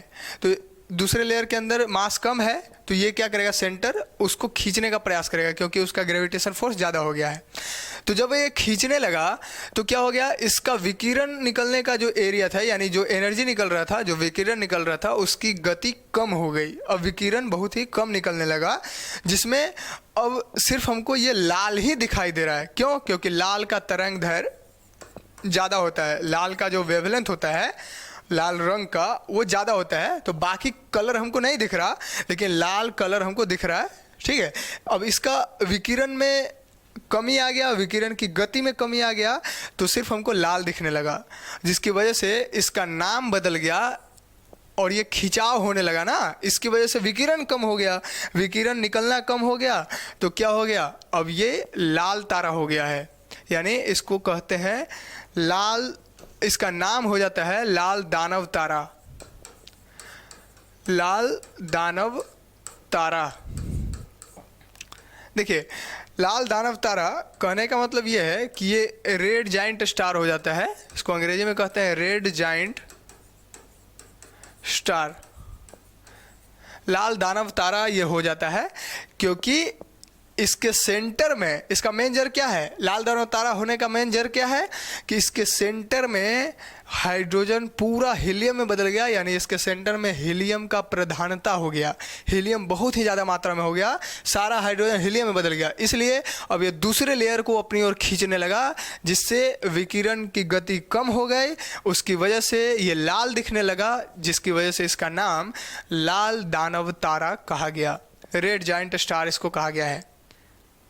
ठीक है, अब क्या हुआ कि अब इसमें दो कंडीशन यहां पर देखने को मिलते हैं हमको, दो कंडीशन हमको यहां देखने को मिलते हैं। अब देखिए, एक चीज पहले आपको हम ये क्लियर कर दें, ये जब पूरा हाइड्रोजन जब हीलियम में बदल जाता है तो हीलियम भी, देखिए हम ये कह रहे हैं कि हाइड्रोजन पहले कहाँ बदला, हीलियम में, हीलियम फिर क्या होता है, कार्बन में बदल जाता है। समय बीतते बीतते वो कार्बन में चेंज हो जाता है, और कार्बन फिर क्या हो जाता है, एक भारी पदार्थ में चेंज हो जाता है। भारी पदार्थ, चाहे वो लोहा हो सकता है या फिर निकेल हो सकता है, ये सब भारी पदार्थ में आते हैं। जैसे एग्जाम्पल एक बता रहे हैं कि भारी पदार्थ में वो चेंज हो जाता है। तो इस तरीके से ये पूरा स्ट्रक्चर ऐसे काम करता है। अब हम ये कह सकते हैं कि हम ये यहाँ पर अब ये चीज़ बताते हैं कि इसमें दो कंडीशन होंगे, दो कंडीशन यहाँ पर बनेंगे। वो क्या, तो जो हमारा सन का यानी सूर्य की बात कर रहे हैं, जो हमारे सूर्य का द्रव्यमान है, द्रव्यमान, जो हमारा सूर्य का द्रव्यमान है, कुछ भी हो, सूर्य का द्रव्यमान जो है हमारा, उसके द्रव्यमान से, यानी सन की बात कर रहे हैं, यानी सूर्य के द्रव्यमान से यदि इस स्टार का द्रव्यमान कम हुआ, सूर्य के द्रव्यमान से इस स्टार का द्रव्यमान क्या हुआ, कम हुआ। देखिए हम आपको यहाँ पर दिखाते हैं, ये सूर्य है, सूर्य का द्रव्यमान, सूर्य का द्रव्यमान से दो कंडीशन बनेगा, या तो स्टार जो है, स्टार यानी जो अभी तारा हम दिखाए थे, कौन तारा, ये वाला, ये जो तारा हम दिखा रहे हैं ना, ये तारा को यदि हम ये कहें कि सूर्य के द्रव्यमान से, जो हमारा सन है, उसके द्रव्यमान से इस स्टार का यदि द्रव्यमान कम होता है या इसके बराबर होता है, किसका, सन से, सन से, या तो ऐसे कह सकते हैं कम या बराबर है, यानी सन का जो द्रव्यमान है उससे इस स्टार का द्रव्यमान, सन के द्रव्यमान से इस स्टार का द्रव्यमान कम हो या बराबर हो, कम हो या बराबर हो, तो हम ये कह सकते हैं कि ये पहला कंडीशन, ये पहला कंडीशन है। दूसरा कंडीशन में हम ये कहेंगे कि एक कंडीशन ये भी तो हो सकता है कि सन का द्रव्यमान, सन का द्रव्यमान से इस स्टार का द्रव्यमान बहुत ही ज़्यादा है, ये कह सकते हैं ना, बहुत ही ज़्यादा हो सकता है, या कई गुना ज़्यादा हो सकता है, या इससे अधिक हो सकता है, ऐसा हो ही सकता है। तो यहाँ पर दो कंडीशन बन रहा है, एक ये कंडीशन, एक ये कंडीशन। सन के द्रव्यमान कम है या बराबर हो सकते हैं, और इस कंडीशन में सन का द्रव्यमान से बहुत ही ज्यादा उसका द्रव्यमान होगा स्टार का। ठीक है, सूर्य भी क्या है, एक स्टार ही है, एक तारा ही है। हम बताएंगे आपको, जब ग्रह का डिफिनेशन जब हम बताएंगे तो उस समय हम बताएंगे कि तारा और ग्रह में क्या डिफरेंस होता है। देखिए, तारा क्या होता है, प्रकाशवान होता है, जिसके पास अपना लाइट होता है, वो किसी दूसरे के लाइट से निर्भर नहीं होता, उसके पास अपना खुद का लाइट होता है। तो उसके पास लाइट कहाँ से आ रहा है, हम जो अभी बता रहे हैं, इसके अंदर से जो विकिरण निकल रहा था, ये विकिरण जो नाभिकीय संलयन हुआ उसकी वजह से जो विकिरण निकल रहा था वही तो लाइट है, दृश्य प्रकाश किरण वही तो लाइट है। तो हम ये कह रहे हैं कि यहाँ पर दो कंडीशन बन रहा है, एक तो सन के द्रव्यमान से छोटा या उससे बराबर हो सकता है इसका द्रव्यमान तारा का, या दूसरा कंडीशन में तारा का द्रव्यमान बहुत ही ज़्यादा हो सकता है सन के द्रव्यमान से। दो कंडीशन बना। अब इस कंडीशन बाय कंडीशन हम समझेंगे कि क्या क्या होता है आगे। तो देखिए, अगर सूर्य का द्रव्यमान, यानी हम ये कह सकते हैं कि स्टार का जो द्रव्यमान है, इस स्टार का, ये सूर्य के द्रव्यमान से कम है या इसके बराबर हो सकता है, तब क्या होता है, इस स्थिति में ये इसके अंदर और खिंचाव होता है और ये धीरे धीरे क्या होते हैं, एक तारा का निर्माण होता है जिसका बोलते हैं ये श्वेत वामन तारा बन जाता है। और वामन तारा क्यों कह रहे हैं हम, व्हाइट ड्वार्फ स्टार, यानी ये कह सकते हैं ये उजला कलर का बौना तारा बन जाता है। वामन मतलब बौना, बहुत ही छोटा हो गया ना। अब आप खुद समझे ना, इतना बड़ा गैस का गोला था, वो सिमट सिमट करके संकुचन होते होते इतना छोटा बन गया है, और वो बहुत ही छोटा हो जाता है, जिसकी वजह से हम ये कहते हैं कि ये वामन तारा हो गया है।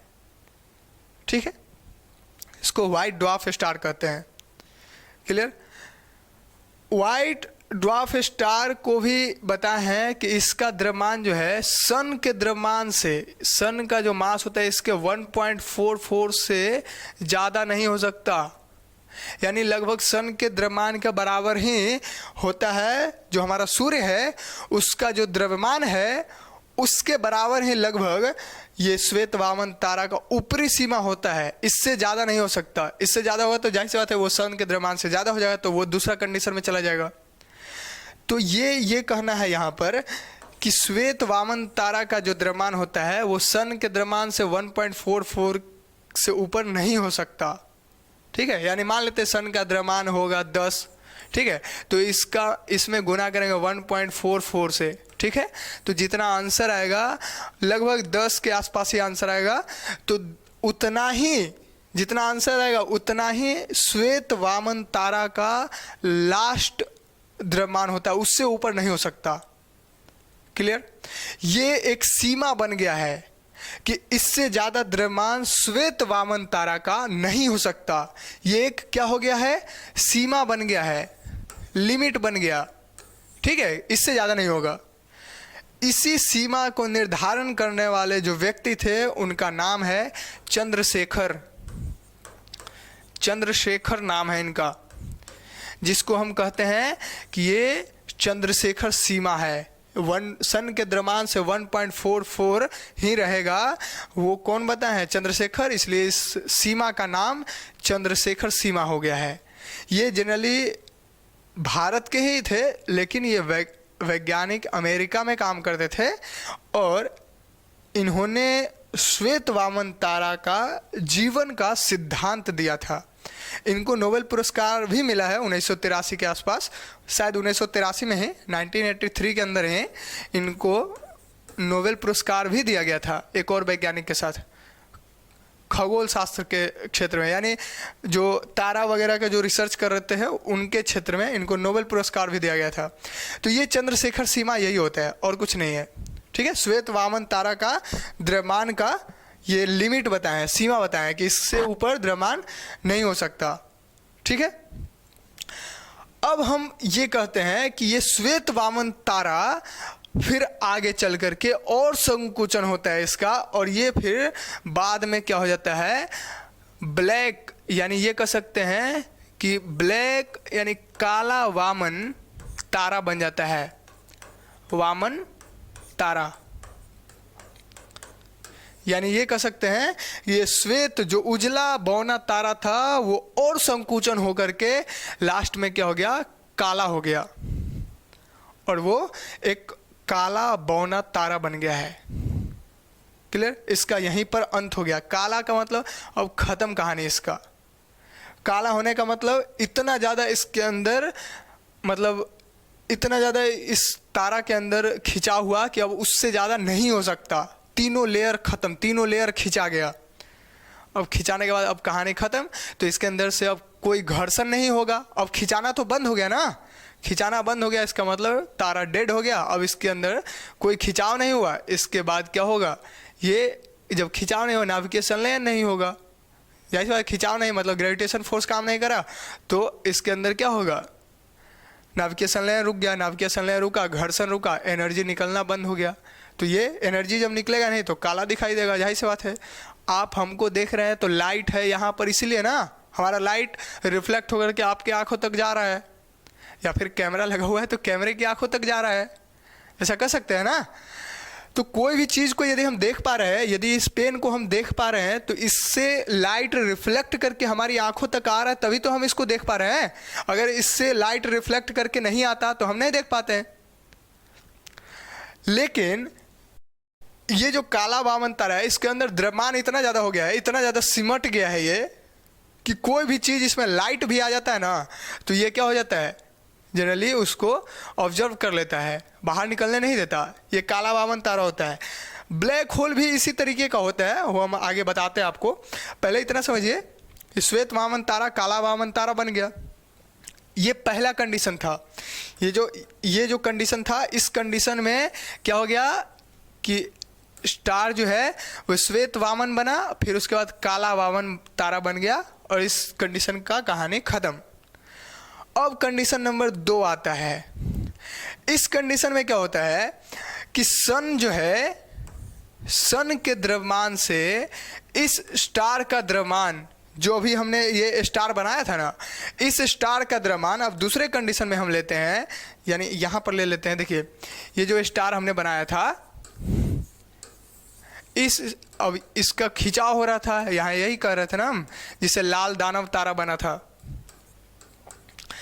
तो इस खिंचाव के कारण अब दूसरा कंडीशन हम क्या बनाए कि सन के द्रव्यमान से इसका स्टार का द्रव्यमान बहुत ही ज़्यादा है, बहुत ही ज़्यादा है, कई गुना ज़्यादा हो सकता है।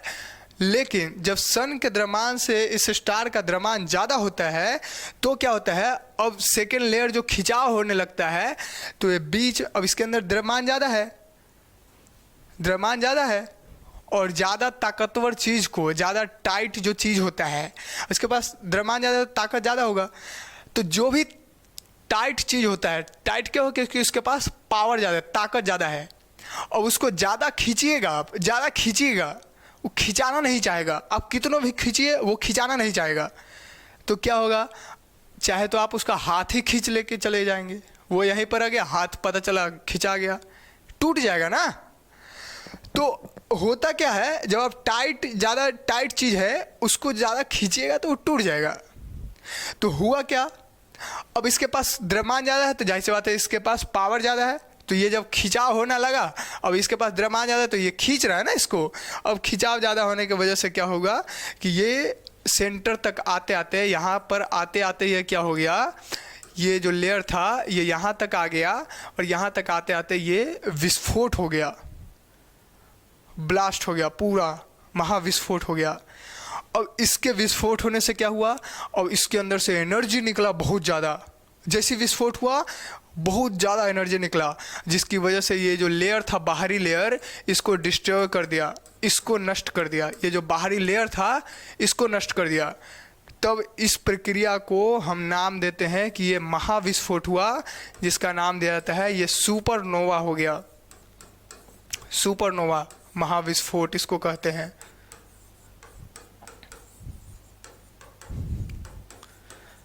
सुपरनोवा महाविस्फोट, सुपरनोवा एक्सप्लोजन का नाम देते हैं इसको, ठीक है। तो सुपरनोवा विस्फोट हुआ। अब जब विस्फोट हो गया तो बीच में ये सिर्फ बच गया।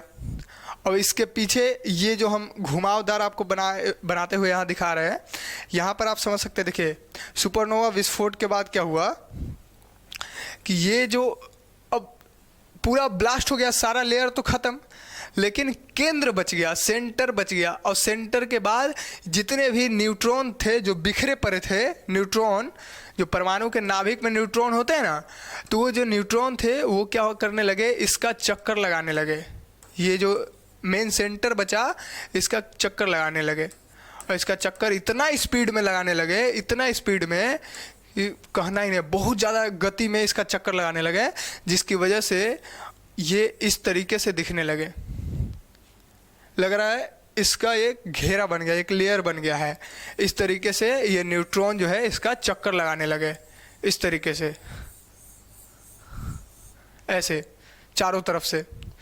अब न्यूट्रॉन जब इसका चक्कर लगाने लगे तो इस तारा का नाम अब क्या हो गया, इस तारा का नाम हो गया न्यूट्रॉन तारा।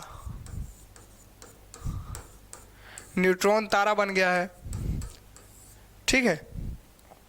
अब ये न्यूट्रॉन भी क्या होगा, धीरे धीरे और संकुचन होगा इसके अंदर, क्योंकि मेन तो पॉइंट यही है ना, मेन पॉइंट ये है। तो इसके अंदर और खिंचा हुआ, और ये सारा न्यूट्रॉन धीरे धीरे करके उसी में समाहित होने लगा। अब उसी में समाहित होने लगा तो एक समय ऐसा आया कि ये पूरा इस तरीके से बन गया, ये पूरा इस तरीके से अब पूरा समा गया इसी के अंदर न्यूट्रॉन। अब ये ऐसा बन गया है इस तरीके से, इसके अंदर कुछ दिखाई नहीं दे रहा। अब आप कहिएगा इसमें लिखिएगा तो नहीं दिखाई देगा, ऐसा अब कैसे दिखाया अब आपको फिगर दिखाएंगे हम। अब ये ऐसा बन गया और इसके अंदर कुछ नहीं है, पूरा ब्लैक हो गया। इसका मतलब ये हुआ कि इसके अंदर द्रव्यमान बहुत ही ज़्यादा हो गया, सारा मटेरियल इसी में घुस गया है। अब इसके अंदर चले जाने की वजह से सारा द्रव्यमान इसका बढ़ गया, ऊपर से क्या हो गया, अब इसके अंदर नाभिकीय संलयन बंद हो गया, सारा कहानी खत्म, नाभिकीय संलयन बंद। तो ये क्या बन गया है, अब ये दिखाई नहीं दे रहा, और द्रव्यमान इसका इतना ज़्यादा है कि अगर लाइट भी, प्रकाश भी इसके पास मारते हैं हम, तो ये रिफ्लेक्ट नहीं करता, बाहर नहीं भेजता, उसको अपने अंदर ही समा लेता है। इतना ज़्यादा पावरफुल हो गया ये। जैसे पृथ्वी के ऊपर कोई पार्टिकल गिरेगा पृथ्वी से कम पावर वाला, तो पृथ्वी उसको यहीं रख लेगा, इधर से जाने नहीं देगा, समझ रहे हैं। तो इसका द्रव्यमान इतना ज़्यादा हो गया कि इसके अंदर अब लाइट भी नहीं जाता, तो जाहिर सी बात है इसको हम दूरबीन से भी नहीं देख सकते हैं। बाकी ग्रहों को जो हम दूरबीन से देखते हैं अब इसको देख नहीं सकते हैं। तो इसका नाम है, इसी को कहते हैं ब्लैक होल। इसका नाम क्या होता है, ब्लैक होल। अब जाहिर सी बात है ब्लैक होल ढेर मानी होता है तो एस लगा दिया और कोई बात नहीं है। देखिए ब्लैक होल एक परमाणु जितना छोटा हो सकता है, परमाणु सबसे छोटा जो होता है उतना छोटा भी ब्लैक होल हो सकता है। क्यों? क्योंकि सारा संकुचन होते होते तो इतना हो गया, ऊपर से इसका लेयर भी बर्बाद हो गया है, इसका लेयर भी क्या हो गया है, ये डिस्ट्रॉय हो गया पूरा लेयर, बचा सेंटर, उसमें भी और संकुचन हुआ तो इतना छोटा हो गया है कि अब क्या मतलब परमाणु के जैसा भी हो सकता है ब्लैक होल, समझे, इतना छोटा भी हो सकता है ये ब्लैक होल होता है। अब देखिए आपको जितने भी चीज़ हमने बताया उसको अभी हम लोग समझने का प्रयास करते हैं। सबसे पहले हमने क्या बताया, देखिए अब जो है आपको हम ऐसे दिखाते, देखिए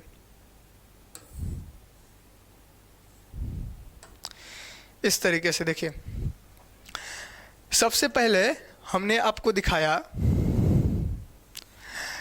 कि जो पदार्थ था उस पदार्थ का विस्फोट हुआ, और उस पदार्थ के विस्फोट होने से क्या हुआ कि गैस का पूरा बिखराव हो गया, गैस पूरा बिखर गया। और वो गैस बिखरने की वजह से इस तरीके से, देखिए आपको हम यहाँ दिखाते हैं, देखिए गैस का पूरा बिखराव हुआ जिसकी वजह से वो ऐसा दिखने लगा। ये पूरा गैस है, ये पूरा क्या है, हाइड्रोजन गैस है, समझ रहे हैं, ये पूरा बिखरा पड़ा हुआ है पदार्थ का विस्फोट के बाद ये गैस ऐसा बिखरा पड़ा। उसके बाद क्या हुआ कि ये जो गैस बिखरा पड़ा था, उसके बाद क्या हुआ कि ये गैस के अंदर संकुचन हुआ। संकुचन होने की वजह से ये क्या हो गया, गैस का बादल बनने लगा।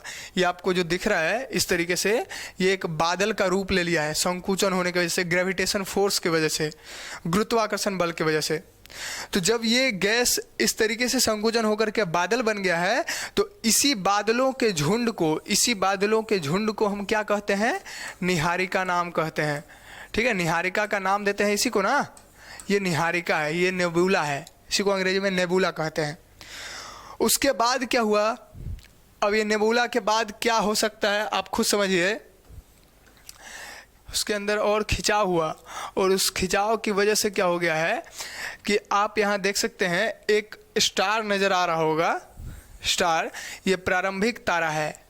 देखिए, तारा का 3 अवस्था आपको हम बताते हैं। यदि तारा युवा अवस्था में है, ठीक है, तारा क्या है, युवा अवस्था में है, यानी आद्य तारा जिसको हम कहते हैं, आद्य तारा, तो इसका कलर ज़्यादातर सफ़ेद हो सकता है, या सफ़ेद हो सकता है, या फिर नीला हो सकता है। तो तारा का यदि कलर यानी रंग सफ़ेद या नीला है, जैसे इसमें दिख रहा होगा आपको सफ़ेद कलर का, तो ये आद्य तारा होगा, ये आरंभिक तारा है। तो हमने बताया था कि निहारिका बाद में गैस का गोला बना संकुचन होकर के, जो तारा के निर्माण का काम कर रहा है। तो तारा इस तरीके से दिखाई दे रहा है, तो ये आदि तारा इसको कह सकते हैं। फिर धीरे धीरे क्या होगा, देखिए, फिर धीरे धीरे क्या हो सकता है, ये आदि तारा के बाद यहां पर आप देख सकते हैं,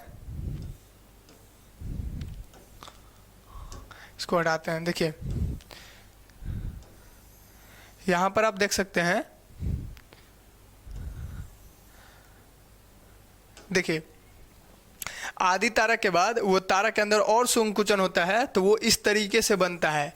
ये जो तारा है इसका कलर आप देख सकते हैं नारंगी कलर का है, ठीक है, नारंगी ऑरेंज कलर का है।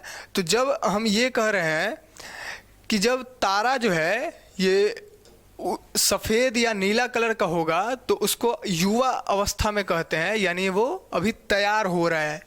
और जब ये प्रौढ़ हो जाता है, प्रौढ़ कहने का मतलब ये जब समझदार हो जाता है, तारा मतलब अब लगभग इसका तारा का जैसे कैसे मानव का एज 20-25 साल 30 साल के बीच का हो जाता है, 25 साल 30 साल जब हो जाता है मानव का एज, तो बोलते हैं ये प्रौढ़ हो गया, समझदार हो गया। उसी तरीके से जब तारा जब प्रौढ़ हो जाता है, जब जवान हो जाता है, तब हम कहते हैं कि उसका कलर ऑरेंज कलर का हो गया, यानी नारंगी कलर का हो जाता है। नारंगी कलर का उसका तारा का कलर हो जाता है, रंग की बात कर रहे हैं हम, ठीक है, रंग हो जाता है। उसके बाद जब तारा वृद्ध अवस्था में आता है, तारा जब वृद्ध अवस्था में आता है तब क्या होता है, लाल हो जाता है, ठीक है। जिसमें हम लाल दानव तारा की बात किए थे ना, तो उसमें क्या होता है, अब तारा बूढ़ा हो गया है, अब धीरे धीरे उसका जाने का टाइम आ गया है, समय आ गया है, समझे। तो इस तरीके से तारा के कलर को देख करके हम बता सकते हैं कि तारा का अवस्था क्या है, उसका एज कैसा है, ठीक है। और इससे निकलने वाले ऊष्मा से हम ये बता सकते हैं कि ये तारा कितना पुराना है, इसका एज कितना हो सकता है। आपको यदि हम लाल दानव तारा दिखा दें तो आप यहाँ देख सकते हैं, 1 मिनट रुक जाइए, सब कुछ है इसे हटाते हैं। देखिए आप यहाँ देख सकते हैं लाल दानव तारा कैसा होता है। देखिए ये लाल दानव तारा है, इसी तरीके से तारा दिखाई देता है। ये लाल रेड जायंट तारा यही है, ठीक है। तो ये सारा चीज़ आपको शायद यहाँ पर क्लियर हो गया होगा क्या क्या है। फिर उसके बाद हम अब दूसरा कंडीशन में आते हैं, तो हम आपको दिखाते हैं कि जब लाल दानव तारा के बाद क्या होता है, श्वेत वामन तारा बन जाता है। ये जो आपको दिख रहा है ये क्या है, श्वेत वामन तारा है। ये भी एक तारा है जो बौना तारा हो गया है, ठीक है। फिर इसके बाद फिर कौन सा तारा बनता है, इसके बाद देखिए श्वेत वामन तारा के बाद क्या होता है कि काला वामन तारा होता है। यहाँ पर आपको काला दिख रहा होगा, काला इस डायरेक्शन में, तो ये काला वामन तारा है। श्वेत वामन के बाद काला वामन हो गया, इसका कहानी खत्म। इस तरीके से देखिए, ये सारा फिगर आपको इसलिए दिखा रहा है ताकि आपका एक इमेज में मतलब इमेज बन जाए माइंड के अंदर। तो देखिए, इसके बाद यदि हम आप उसको कंपेयर करके दिखा दें, जैसे इस तरीके से दिखा दें, तो देखिए आप यहाँ देख सकते हैं ये श्वेत वामन तारा है, ठीक है, श्वेत वामन तारा। और ये जो तारा है, ये जो आपको दिख रहा है, ये है काला वामन तारा, ठीक है। ब्लैक ड्वार्फ है ये, और ये वाइट ड्वार्फ है। क्लियर है? तो ये भी आपको क्लियर हो गया। अब और आगे हम आते हैं, तो फिर उसके बाद हम देखते हैं क्या कि अभी अभी हमने बताया कि दूसरा कंडीशन में, ये तो पहला कंडीशन में था, दूसरा कंडीशन में हमने बताया कि सुपरनोवा विस्फोट होता है और उस विस्फोट के बाद न्यूट्रॉन तारा बनता है। तो न्यूट्रॉन तारा आपको दिखा देते हैं, इस तरीके से होता है। देखिए, ये जो तारा है, इसके चारों तरफ आप देख सकते हैं न्यूट्रॉन का चक्कर लगा रहा है। न्यूट्रॉन जो है चक्कर लगा रहा है इस तारे के चारों बगल, तो ये न्यूट्रॉन तारा होता है, ठीक है। उसके बाद फिर न्यूट्रॉन तारा के बाद क्या होता है, जब सब सिमट जाता है तो फिर ब्लैक होल का निर्माण होता है। वो ब्लैक होल आपको यहाँ पर दिखा देते हैं। देखिए, ये ब्लैक होल है, ठीक है। ये आपको जो ये एरिया दिख रहा है ना, ब्लैक काला सा, यही ब्लैक होल है। ये एक परमाणु जितना छोटा भी हो सकता है, सूक्ष्म हो सकता है। ये ब्लैक होल है। आपको दूसरा, यदि हम एक और ब्लैक होल आपको दिखा दें, देखिए ये क्या है, यही है ब्लैक होल। इसको हिंदी में कहते हैं कृष्ण विवर। इसका नाम क्या होता है, कृष्ण विवर। काला छिद्र होता है ये, ठीक है। इसी को ब्लैक होल कहते हैं। इसमें देख रहे हैं आपको काला ही दिख रहा है, क्यों? क्योंकि इससे रिफ्लेक्ट नहीं हो रहा लाइट। जो भी लाइट यहाँ जाता है वो सब गायब हो जाता है, उसी के अंदर समाहित हो जाता है। आप भी चले जाइए, हम भी चले जाएं, दुनिया का कोई भी वस्तु इसके अंदर चले जाए, वहीं रह जाएगा, निकलना लगभग मुश्किल। क्योंकि इसके अंदर का पावर बहुत ज़्यादा है, द्रव्यमान बहुत ज़्यादा है, तो शक्ति बहुत ज़्यादा है, ग्रेविटेशन फोर्स बहुत ज़्यादा है, ठीक है। तो ये है पूरा व्यवस्था जो आपको मतलब इस तरीके से आपको ये समझ में आ गया होगा कि तारा कैसे बनता है। यदि हम आपको पूरा क्लियर करा दें फिर से, देखिए सबसे पहले क्या बना, निहारिका बना, ठीक है। निहारिका का निर्माण हुआ, फिर निहारिका से गैसीय गोला बना, ठीक है। इस गैसीय गोला का नाम दिया गया, देखिए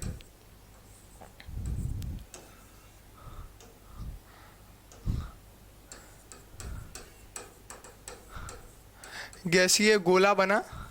इस गैसीय गोला का नाम आदि तारा रखा गया।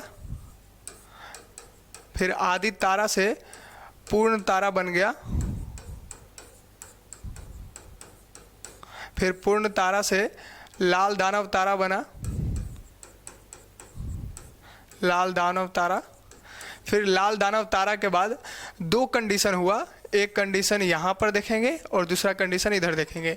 एक कंडीशन में श्वेत वामन तारा बना, श्वेत वामन तारा, और दूसरा कंडीशन मतलब इसी में फिर आगे चल के काला वामन तारा का निर्माण हुआ, ठीक है। ये हो गया, यहाँ तक आकर के ख़त्म। फिर दूसरा कंडीशन में यहाँ पर देखें तो सुपरनोवा का विस्फोट हुआ, सुपरनोवा का विस्फोट हुआ जिसकी वजह से न्यूट्रॉन तारा बना, न्यूट्रॉन तारा, और उसके बाद ये ब्लैक होल में तब्दील हो गया।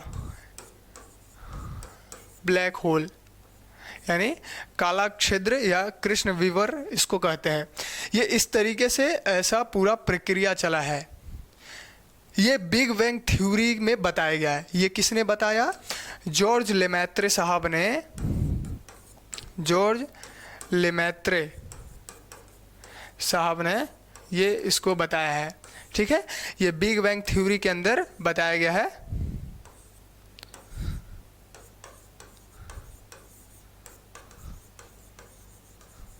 यानी इस थ्योरी का नाम, ये जो पूरा सिद्धांत है जो इस तरीके से चल रहा है पूरा, ये इसमें आप देख सकते हैं कि धीरे धीरे सब चीज़ का विस्तार हो रहा है। जो पदार्थ से जो भी मटेरियल टूटा था, उस टूटे हुए मटेरियल का विस्तार हो रहा है, चेंजिंग हो रहा है, और ये आपस में दूरी बढ़ते जा रहा है इसका। अभी भी कई सारा निहारिका बन रहा होगा, अभी भी कई सारा गोला बन रहा होगा गैस का, अभी भी कई सारा लाल दानव तारा बन रहा होगा, पूर्ण तारा बन रहा होगा, न्यूट्रॉन तारा बन रहा होगा, बिग बैंग ये ब्लैक होल बन रहा होगा, श्वेत वामन तारा बन रहा होगा, अभी भी कई सारा बन रहा होगा और सबका दूरी धीरे धीरे बढ़ता जा रहा है। ठीक है, तो ये बिग बैंग थ्योरी के अंदर जॉर्ज लेमेत्रे साहब ने बताया कि ये बिग बैंग थ्योरी ये पदार्थ का महाविस्फोट के कारण ऐसा हुआ है। ये विस्फोट कब हुआ था? लगभग आज से 13.7 अरब वर्ष पहले, अरब वर्ष पूर्व ये इसका विस्फोट हुआ था उस पदार्थ के अंदर। यानी 13.7 अरब वर्ष पूर्व ये पदार्थ का विस्फोट हुआ, जिसकी वजह से ये पूरा प्रक्रिया चल रहा है। और इनका कहना यह है कि अभी भी विस्तार हो रहा है ब्रह्मांड का। इसको प्रूफ करने वाले लोगों में एक एडविन हब्बल साहब हैं। ठीक है, इसको प्रूफ करने वाले लोग क्या हैं? एक है एडविन हब्बल साहब, एडविन हब्बल। इन्होंने बताया लगभग 1920 में इन्होंने बताया कि आकाश गंगा का अभी भी विस्तार हो रहा है, इसका मतलब ये थ्योरी सही है। अब आकाश गंगा का विस्तार कैसे हुआ? तो एक आकाश गंगा यहाँ है तो दूसरा यहाँ, तो आज इसका डिस्टेंस 2 किलोमीटर है, तो कल इसका डिस्टेंस हम देखते हैं तो 3 किलोमीटर हो जाता है इस आकाश गंगा का। तो लोगों ने कहा ये कैसे, प्रूफ करके बताइए। तो इन्होंने प्रूफ भी दिया, एडविन हब्बल साहब ने प्रूफ किया कि हाँ इसका विस्तार हो रहा है। अब इसका विस्तार हो रहा है तो इसका मतलब बिग बैंग थ्योरी सही है। ब्रह्मांड के निर्माण में कई सारे थ्योरी हैं जिसमें बिग बैंग थ्योरी को ज़्यादा मान्यता दिया गया है। ये सर्वमान्य है, सब कोई मानता है इसको। ठीक है, इसमें एक और हुए जिनका नाम है होयल साहब। ठीक है, उनको यहाँ पर देखते हैं, देखिए एक और हुए, या नाम है होयल साहब। होयल ने बताया कि ब्रह्मांड का विस्तार तो हो रहा है, सॉरी ब्रह्मांड जो है, मतलब देखिए होयल साहब ये बोले कि ब्रह्मांड का तो विस्तार हो रहा है लेकिन उसके जो मटेरियल है उसके अवस्था में चेंजिंग नहीं हो रहा। ये क्या कह दिए? तो इनका कहना ये है कि देखिए पदार्थ फूटा, ये हम भी कह रहे हैं, पदार्थ में विस्फोट हुआ, ये हम भी कह रहे हैं, लेकिन उस पदार्थ का जो मटेरियल था वो दूर हट रहा है एक दूसरे से, लेकिन उसकी अवस्था में चेंजिंग नहीं हो रहा। वो न्यूट्रॉन तारा के बाद ब्लैक होल नहीं बन रहा, ब्लैक होल पहले से था, यानी जैसा पहले से था वैसा ही है, चेंजिंग नहीं हो रहा, वो बदल नहीं रहा। निहारिका से तारा बन गया, निहारिका से ब्लैक होल बन गया है, ऐसा नहीं हो रहा। ये किसने बोला? होयल साहब ने। समझ में आ रहा बात? तो होयल साहब का ये सिद्धांत का नाम है, इसको कहते हैं स्थिर। उसकी जो अवस्था था, पदार्थों से निकला हुआ जो मटेरियल का अवस्था है उसमें चेंजिंग नहीं हुआ, तो स्थिर है, रुका हुआ है, वो स्थिर है। यानी स्थिर अवस्था परिकल्पना या फिर संकल्पना कह सकते हैं या सिद्धांत कह सकते हैं। ठीक है, सिद्धांत। देखिए स्थिर अवस्था सिद्धांत यानी उसके स्टेट में चेंजिंग नहीं हो रहा। इस थ्योरी का नाम एक और होता है, मतलब इसी को अंग्रेजी में कहते हैं स्टडी स्टेट थ्योरी।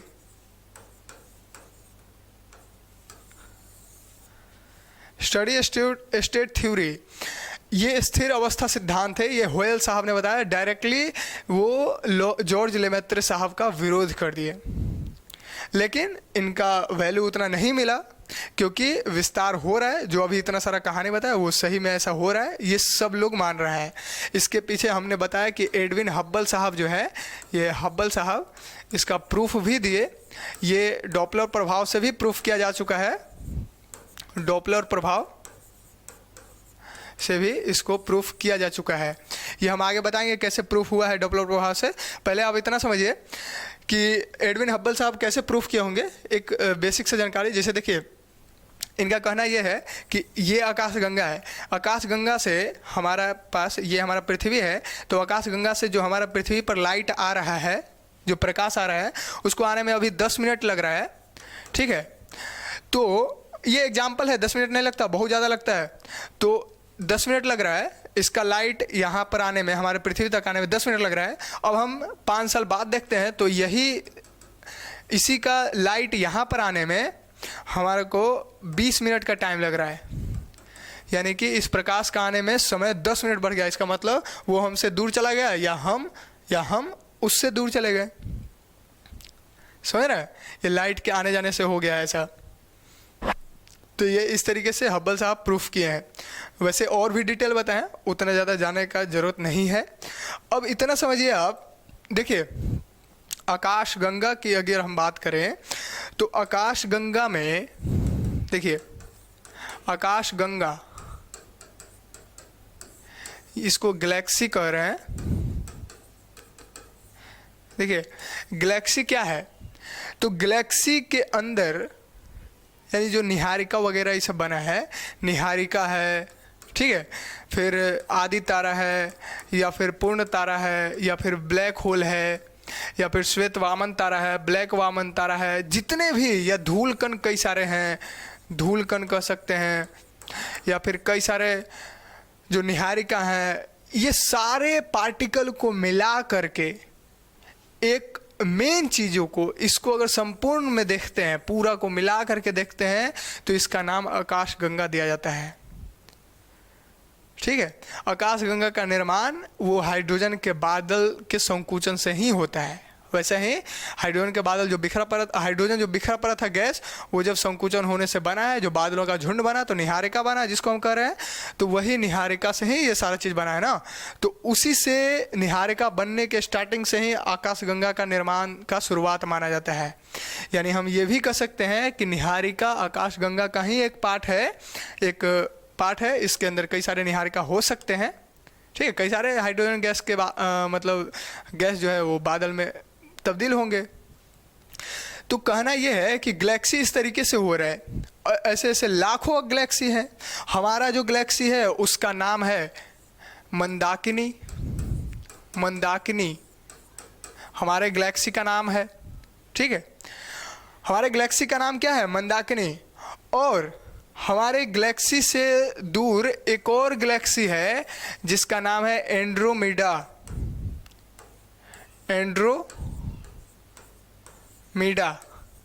एंड्रोमेडा नाम का एक गैलेक्सी है जो हमारे लगभग, जैसे मान लेते हैं ये हमारा आकाश गंगा है, तो इस आकाश गंगा के अंदर यहाँ पर हमारा सौर मंडल है जिसमें हमारा पृथ्वी है यहाँ पर।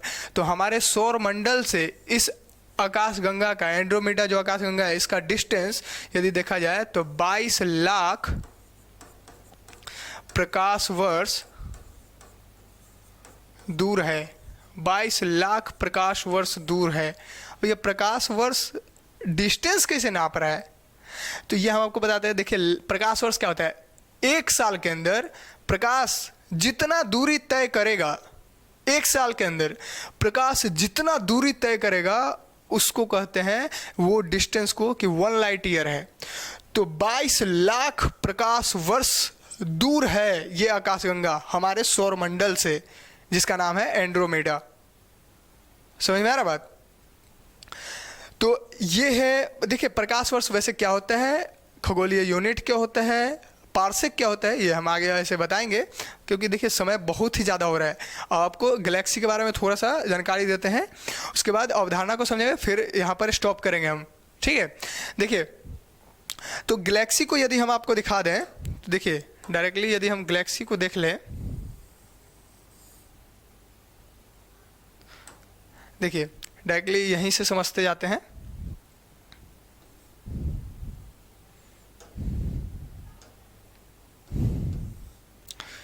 देखिए ये जो है, ये है हमारा गैलेक्सी, इसी का नाम मंदाकिनी है।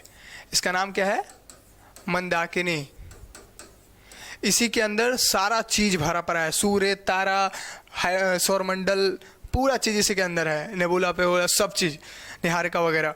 तो देखिए ये इसमें आप देख सकते हैं इस तरीके से यहाँ पर 3 गो भुजा इसका नजर आता है। देखिए हमारे गैलेक्सी का 3 भुजा है। भुजा कितना है? यानी भुजाएं 3 हैं, 3 भुजाएं हैं हमारे गैलेक्सी का, ठीक है। तो जो सबसे बाहरी भुजा होता है, सबसे बाहरी भुजा जो है, इसमें तारा का निर्माण होते रहता है। जो सबसे बाहरी भुजा है इसमें तारा का निर्माण होते रहता है, ठीक है। और यहाँ सेंटर में तारा बहुत ही ज़्यादा मात्रा में हो जाता है, ठीक है। सब तारा क्या होता है, संकुचन होते होते यहीं पर आ जाता है, क्योंकि ये सेंटर है ना, तो इसका ग्रेविटेशन फोर्स ज़्यादा होगा। अब ये सब चीज़ों को खींचेगा अपनी ओर, और यहाँ पर ज़्यादा हो जाता है मात्रा। और ये तीनों भुजा जो है मूवमेंट करते रहता है, घूमते रहता है, समझे। ये एस के आकार का आपको दिख रहा होगा, ये तीनों भुजा घूमते रहता है। और सबसे बाहरी तारा में तारा का निर्माण, सबसे बाहरी भुजा में तारा का निर्माण होता है। और जो बीच वाला भुजा होता है, यहीं पर ये बीच वाले भुजा में ही हमारा सौरमंडल है। हमारा सौरमंडल ये बीच वाले भुजा में ही है। और इसी के अंदर एक छोटी सी जगह पर हमारा अर्थ है, जो हमको दिख भी नहीं रहा होगा, वहाँ पर हमारा अर्थ है, उसी में हम लोग रहते हैं। सोचिए हमारा औकात क्या है इसके सामने, हम दिखाई भी नहीं, हमारा, हम छोड़िए ना, हमारा सौरमंडल नहीं दिखेगा यहाँ पर। तो ये है सौरमंडल, मतलब हमारा यहाँ है मध्यवर्ती भुजा के अंदर। और जो बीच में होता है, ये सबसे सेंटर में, इसके सबसे सेंटर में एक ब्लैक होल होता है, जो बहुत ही छोटा होता है, यहाँ पर दिख नहीं रहा। इसको जूम करेंगे तो हमको दिखाई देगा। आपको एक फिगर हम अभी दिखाए थे जिसमें ब्लैक होल के अगल बगल लाइट था, तो वही अगल बगल लाइट यहाँ पर दिख रहा है, इसके कारण ब्लैक होल नज़र नहीं आ रहा। अब देखिए, तो अब यदि हम इसके और बात करें, तो इस आकाश गंगा के अंदर एक और चीज़ें हैं जिसको हम प्रकाश सरिता कहते हैं। इसका नाम क्या होता है, प्रकाश सरिता। यानी कहने का मतलब यह है कि जब हम धरती से आसमान की तरफ देखते हैं रात के समय, तो हमको एक फिगर नजर आता है। देखिए आपको हम फिगर दिखा देते हैं। ये जो फिगर हमको नजर आया, एक मिनट,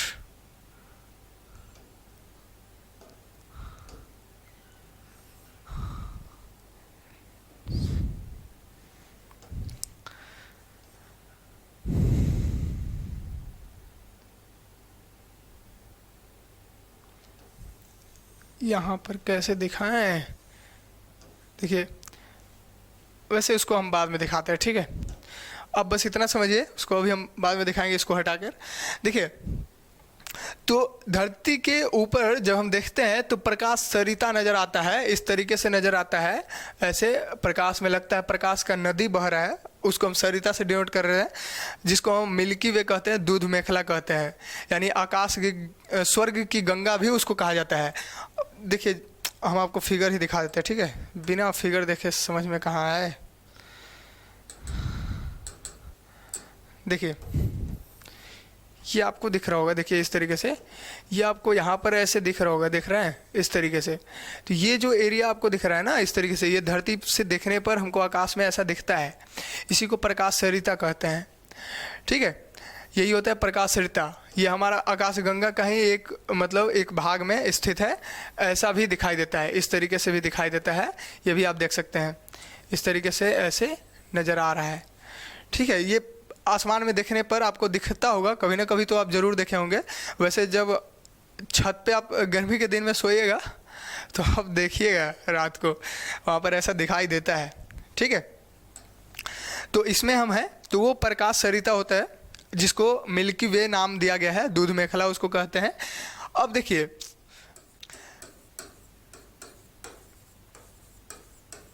गैलीलियो साहब सबसे पहली बार हमारी आकाशगंगा मंदाकिनी को देखे हैं।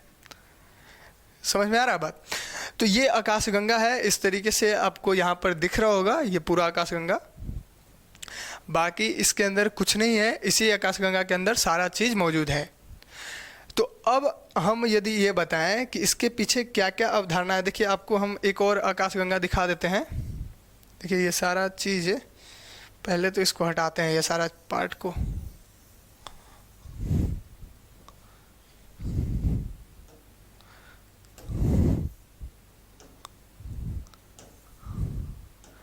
देखिए एक और आकाशगंगा आपको दिखाते हैं। ये जो आकाशगंगा है, ये हमारा आकाशगंगा नहीं है, ये एंड्रोमेडा नाम का जो आकाशगंगा अभी हमने बताया, ये एंड्रोमेडा आकाशगंगा है। एंड्रोमेडा ये एंड्रोमेडा आकाशगंगा है ये, ठीक है। अब यदि हम और फिगर आपको दिखा दें, ये भी एक आकाशगंगा का ही फिगर है, ये आप यहाँ देख सकते हैं इस तरीके से। ये भी एक आकाशगंगा ही है, ये हमारा ही आकाशगंगा है, किसी दूसरे का नहीं है, ठीक है। और यदि हम आपको दिखाते हैं, देखिए ये जो आपको दिख रहा है ये जनरली कुछ नहीं है, ये निहारिका का फिगर है, ये गैसों का बादल है, ये तो हमने देख ही लिया है, ये हमने बता ही दिया कि ये प्रकाश सरिता है, ये मिल्की वे है जिसका नाम है, ये भी हमने दिखा दिया, ये भी मिल्की वे ही है। तो लगभग ये पूरा टॉपिक लगभग ख़त्म हो चुका है, जिसमें हम लोगों ने आकाशगंगा वगैरह ये सब देख लिया। अब देखिए सौर मंडल के बारे में हम आगे जानेंगे आगे आने वाले क्लास में। पहले इतना समझिए इसके पीछे क्या क्या अवधारणाएं हैं। देखिए जल्दी जल्दी समझते हैं अवधारणाएं क्या क्या है, कंसेप्शंस क्या क्या है। देखिए सबसे पहले चीज एक होता है जियोसेंट्रिक। जियोसेंट्रिक, देखिए जियोसेंट्रिक, जियो का मतलब क्या होता है, हमने बताया था जियो, जियो का मतलब क्या होता है, पृथ्वी की बात हो रहा है, ठीक है।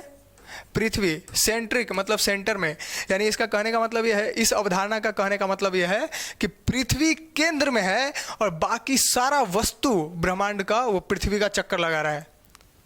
समझ में आ रहा बात, पृथ्वी केंद्र में है और बाकी सारा वस्तु पृथ्वी का चक्कर लगा रहा है, ऐसा इस में बताया गया है, इस चीज़ में बताया गया है, ठीक है। यदि आप ब्रह्मांड से भी डिनोट कर सकते हैं या फिर आप ये भी कर सकते हैं कि सौर मंडल का जितना भी ग्रह है, जितना भी चीज़ें हैं, या सन हो या ग्रह हो या तारा हो, वो सब पृथ्वी का चक्कर लगा रहा है, पृथ्वी का चक्कर लगा रहा है।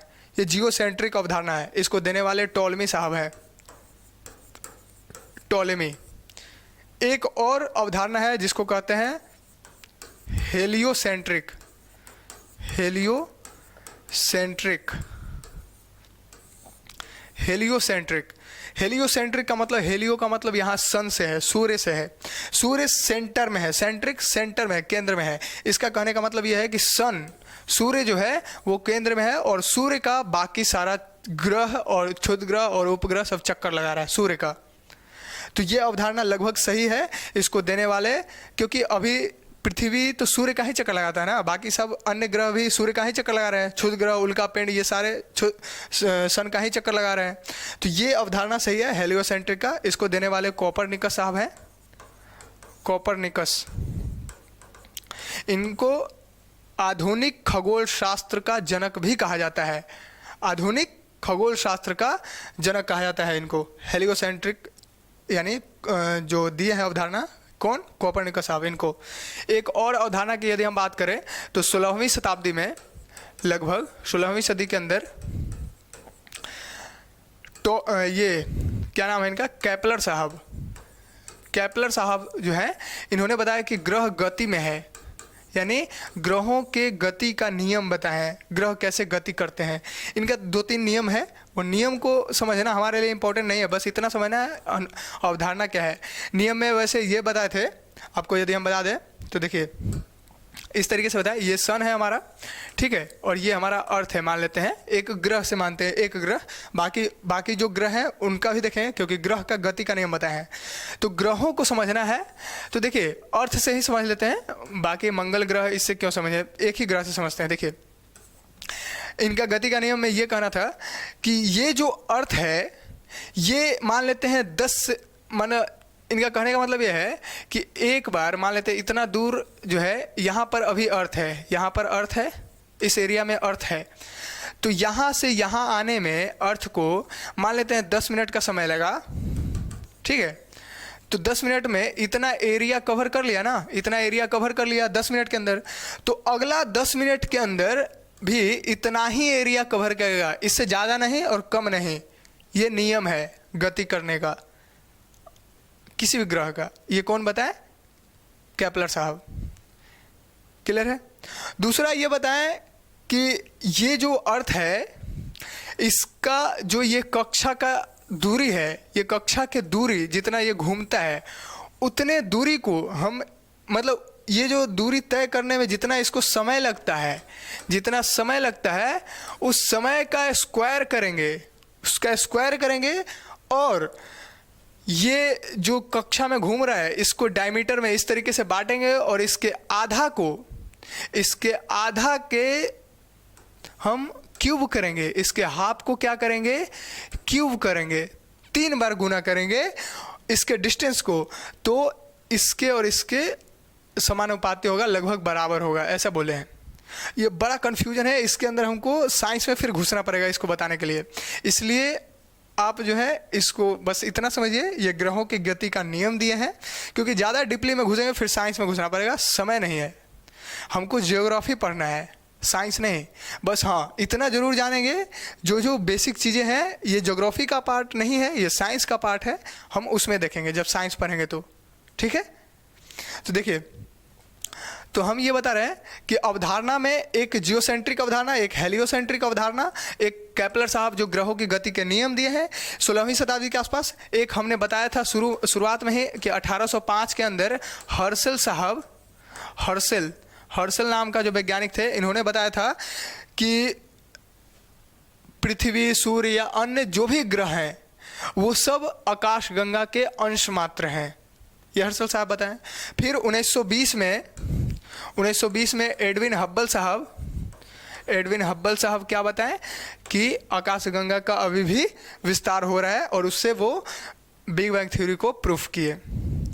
क्लियर है। तो इतने सारे अवधारणा था। देखिए अब कुल मिला के बात यह है, एक चीज़ और यदि हम आपको बता दें तो जो हमारा सौरमंडल है उसका मुखिया कौन है, सन। तो सन का जितना द्रव्यमान है, सन के अंदर इतना ज़्यादा द्रव्यमान है कि हमारे पूरे सौरमंडल का 99% द्रव्यमान पूरे सौरमंडल का सन के अंदर है, सूर्य के अंदर है। अब बाकी 1% में पूरा सौरमंडल आता है। सोचिए, यानी सन का द्रव्यमान कितना ज़्यादा है, इसलिए आप अंदाज़ा लगा सकते हैं कि सन का पावर, ग्रेविटेशन फोर्स कितना ज़्यादा होगा।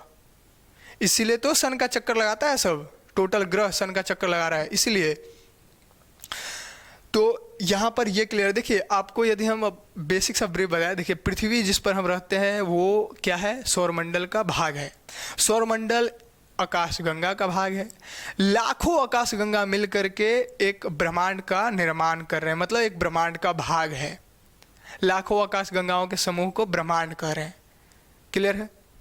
यानी ये कह सकते हैं कि सूक्ष्म से सूक्ष्म, यानी छोटा से छोटा वस्तु से लेकर विशाल काय आकाशगंगा तक को हम ब्रह्मांड के अंदर सम्मिलित करते हैं, ऐसा कह सकते हैं ना।